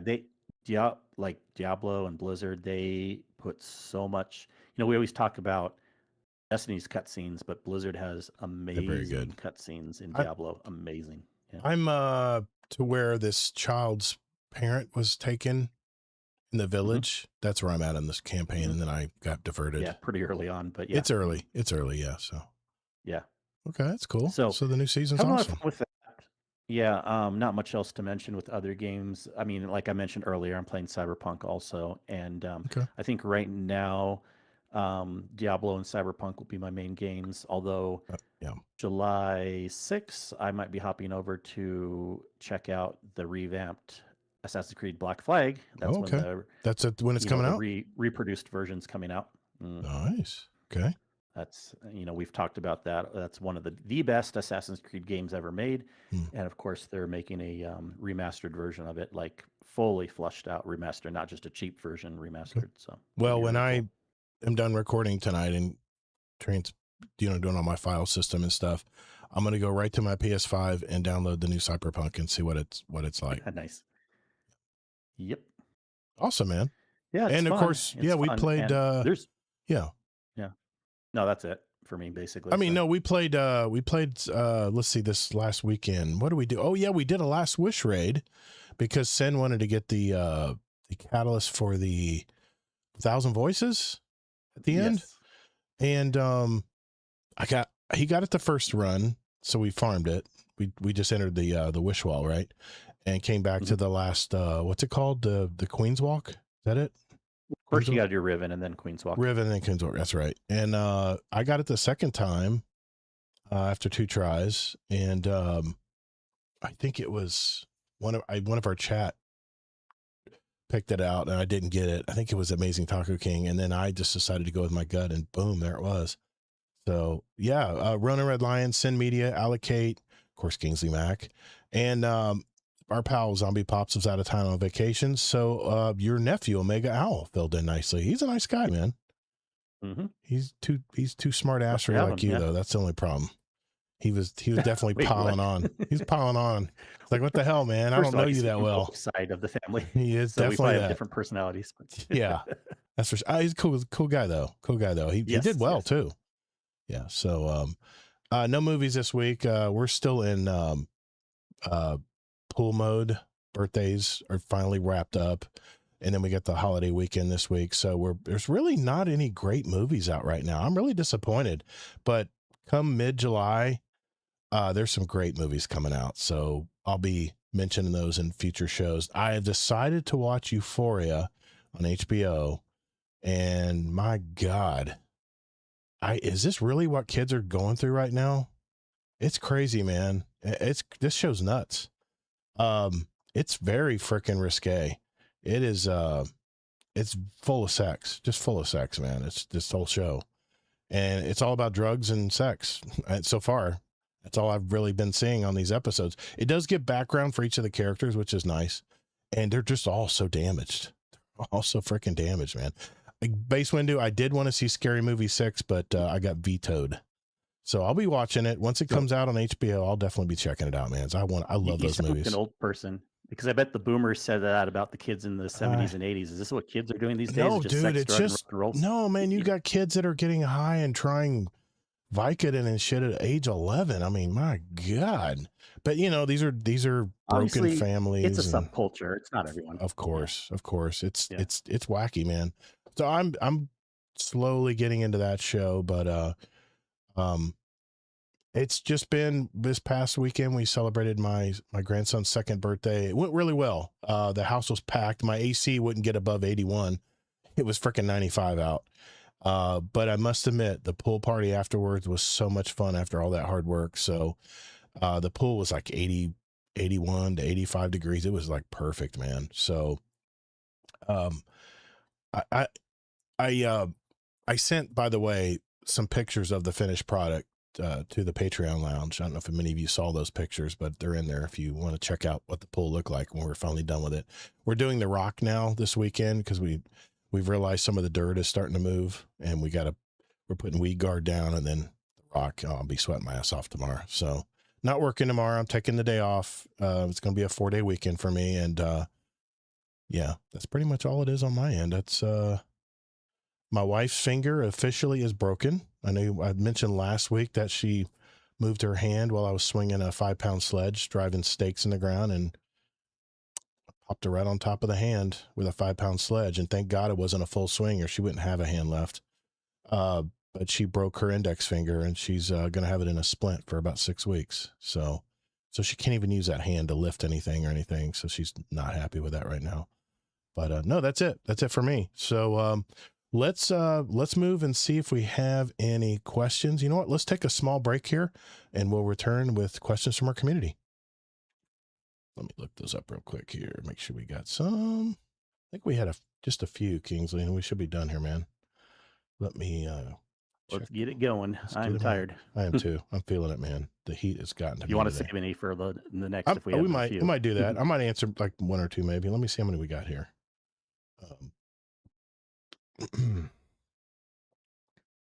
Oh, okay. Plus, we have the one that got posted in another forum. Yeah, this just shouldn't take long. Okay, let's just knock them out, man. It won't take too long. All right, here we go. All right, boys and girls, this is the part of the show where we get our questions from you guys, and we do have a few questions in our Discord tonight. First, Bleehy48 always gives us great feedback. He said, did Getting Good get to be too much of a slog? When Destiny launched, Bungie brilliantly came up with an explanation of how players could die and respawn. You were already dead, having been reanimated on the cold Cosmodrome battlefield by your ghost using the power granted by the Traveler. This is what we know. Of course, to make certain activities more challenging, they introduced respawning restricted areas where you had to rely on your fire team to revive you. Then came the added delays before Respawn countdown could even begin. After that, someone at Bungie apparently came up with the idea of having things constantly exploding in your face, because that is really annoying. Next, we got a shared fire team revive limit tokens. Yeah, I'm with you on that one. What a great way to make matchmaking utterly infuriating. That's why I don't do matchmaking. Now I know there are plenty of players who want the game to be super challenging, requiring Guardians to, quote, get good. But is it just possible to make things so hard that people simply stop playing? After all, we are ultimately supposed to be doing this for fun. All right, Kingsley, I'll let you get a crack at this first. What do you think of that comment, man? Question. Usually people that say this, and no offense, they're newer to the game or don't see the whole big picture, because Destiny has always had 5 to 10% of it, of the really hard part. And even today, 80 to 90% of the game is still easier. So usually it's like, I see this when someone wants to branch out and try another part of the game, and they're realizing it's kind of hard, and then they don't like that it's hard. I don't know what to say, man. I don't think Destiny is too hard. It's still about the same percentage it was back then, in my opinion. If anything, there could be an argument that it should have a little bit more hard stuff, as long as the percentage isn't too high. I think 5 to 10% is about right. I don't know. We are so much more powerful now than we used to be in the day. Back in my day, the game is easier than it used to be. It is. It is. I think it is. Yeah. But yeah, believe me, I'm with you, Bleehy, when it comes to the revive tokens, because they're not. If they gave everybody the same amount of tokens and it wasn't shared from a pool of 3 players, then I'd be fine with it, because I'd make sure I don't die. I'd play more defensively or play more smart. And then people want to run out there and just die. But the problem is, you get these idiots who just go out there and die, not knowing what the hell they're doing, don't know the mechanic, don't know any of it. And all of a sudden you die one time because all the enemies are finally coming at you, and you're done.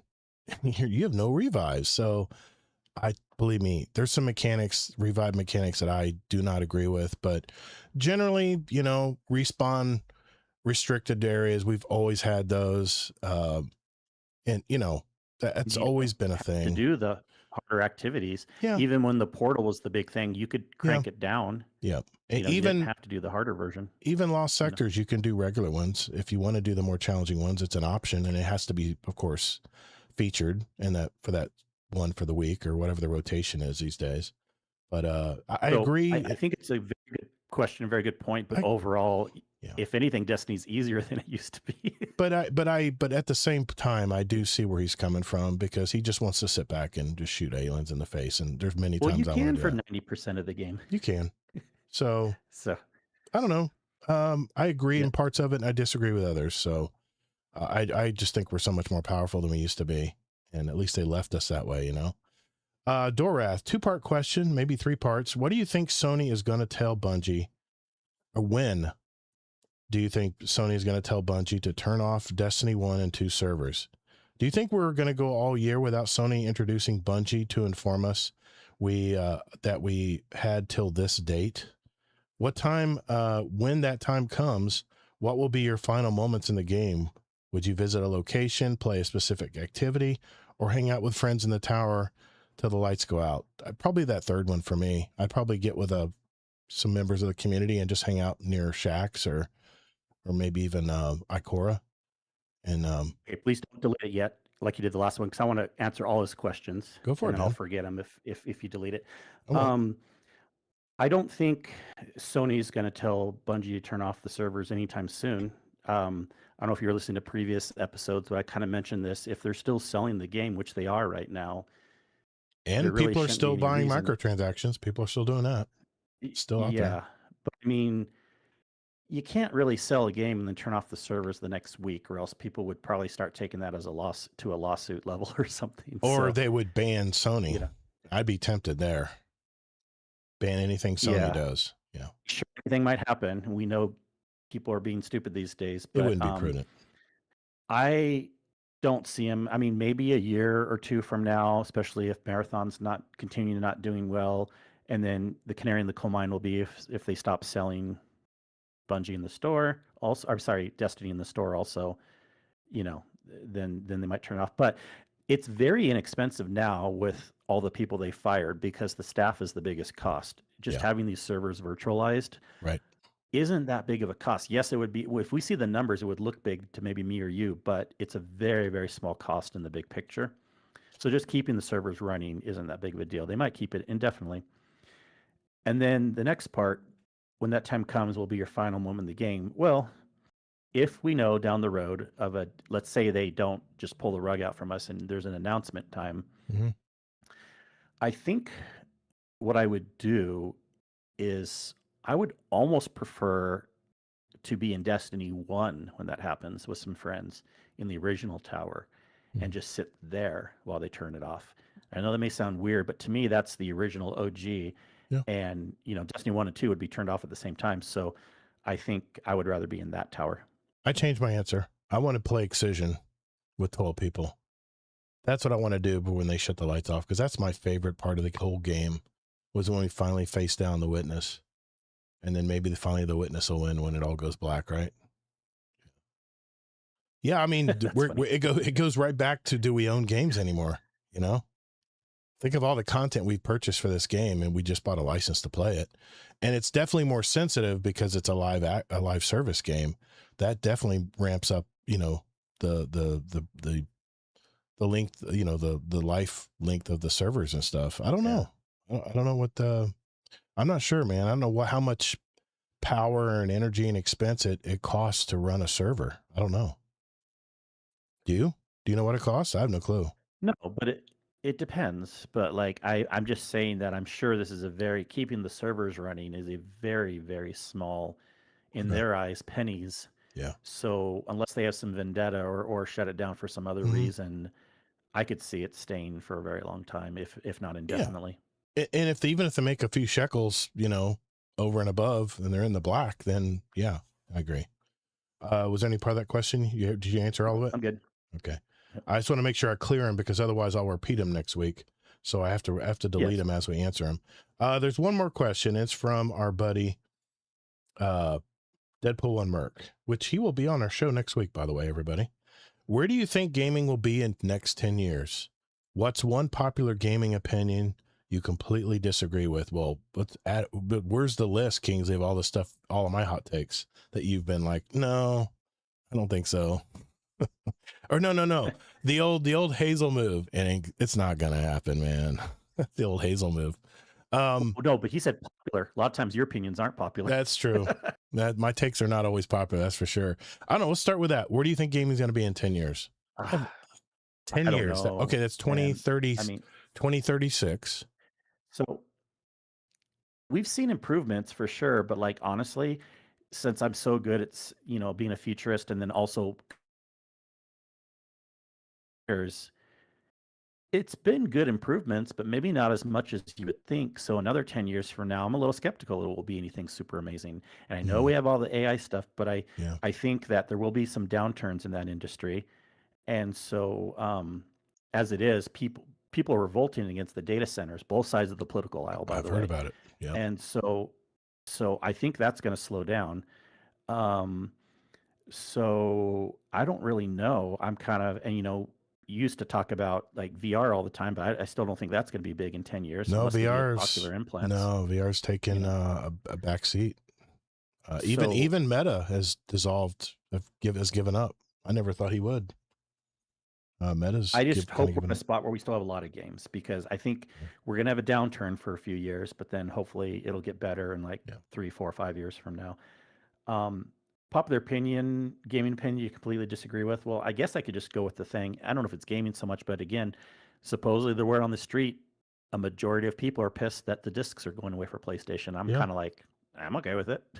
So there you go. That's my difference. Yeah. Who here is using a disc to play a game still? I don't think there's many people. I don't think, is there? Well, I think they want to resell it. So I think I guess. But even then, you have to there's the DRM problem. I mean, when you buy a game, you can resell the discs, though. You can resell a DRM? Okay. As long as you have an account, I guess. As long as you have a console and stuff. Because the DRM is on the disc. So if you won't be able to play it anymore if you sold it to someone else, but then the new person will. I got you. And then you can charge them some money, by selling it to them. Yeah. 10 years from now, I think the United States will probably, the U.S. developers will probably have very small creative teams, and I'm afraid that contractors are probably going to be more popular, more freelance operators that, you know, fill stuff in. But I think if anything that I've heard, and I talked about ad nauseum last week about Unreal Engine 5.8 and 6, they're making it so much easier to make games. So maybe I think turnaround on games will be half the time it takes right now. We're taking anywhere from 4 to 6 years to make a AAA game now. I think it'll be 2 to 3 years on most games in the future. I mean, GTA 6 obviously withstanding, but yeah, I think game development will be faster, but I think it'll be more cutthroat. I think the problem is we as gamers are spoiled as hell. I hate to say it, but we get such awesome graphics, we get great storylines and stuff. And let's face it, we're sticking to our base games that we like to play. And until they figure out how to motivate people to try other games and bring their friends with them, or if like with Unreal Engine 6, you can actually do that, then maybe that'll make it a lot easier to switch games. But other than that, it's so hard to tell, man. 10 years from now, geez, I don't even want to think about how old I'll be. But I will still be gaming. I will tell you that. But there you go, Deadpool. And popular gaming opinions I disagree with. Where do I start? I mean, I've had hot takes for quite a while when it comes to where I thought Bungie games would go, where I thought Destiny would go, that were totally against the norm. I mean, remember when I thought Frontiers, we were going to basically, our old world was going to crumble and we had to jump a ship that was going into a black hole, and we could only take a pouch of like 10 weapons and armor, and that was our start bag for the next game. That's what I thought Frontiers was going to be.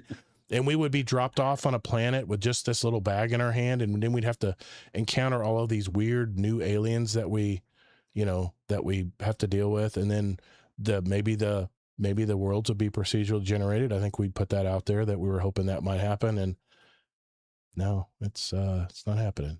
So it's what it is. So that's it, guys. That is our show tonight. I want to thank everybody who showed up tonight. Thank you for being in the live stage, whether it was in our Discord or our live chat in Twitch or in our YouTube channel. That's Todd the Gator, TODDTHEGATR. I did want to give a reminder to our Patreon community that the video version of the Ghost Reaper interview has been posted yet last night, so it should be up on the Patreon site. We were both on camera for the interview, and I thought it went pretty well, but it was totally unedited, so you'll see all the pre-recorded stuff in there as well. So you get kind of a look at behind the curtain, I guess you could say, when we record interviews. So other than that, remember, whether in life or in your game, get your reps in. Later, Guardians. And have a good one.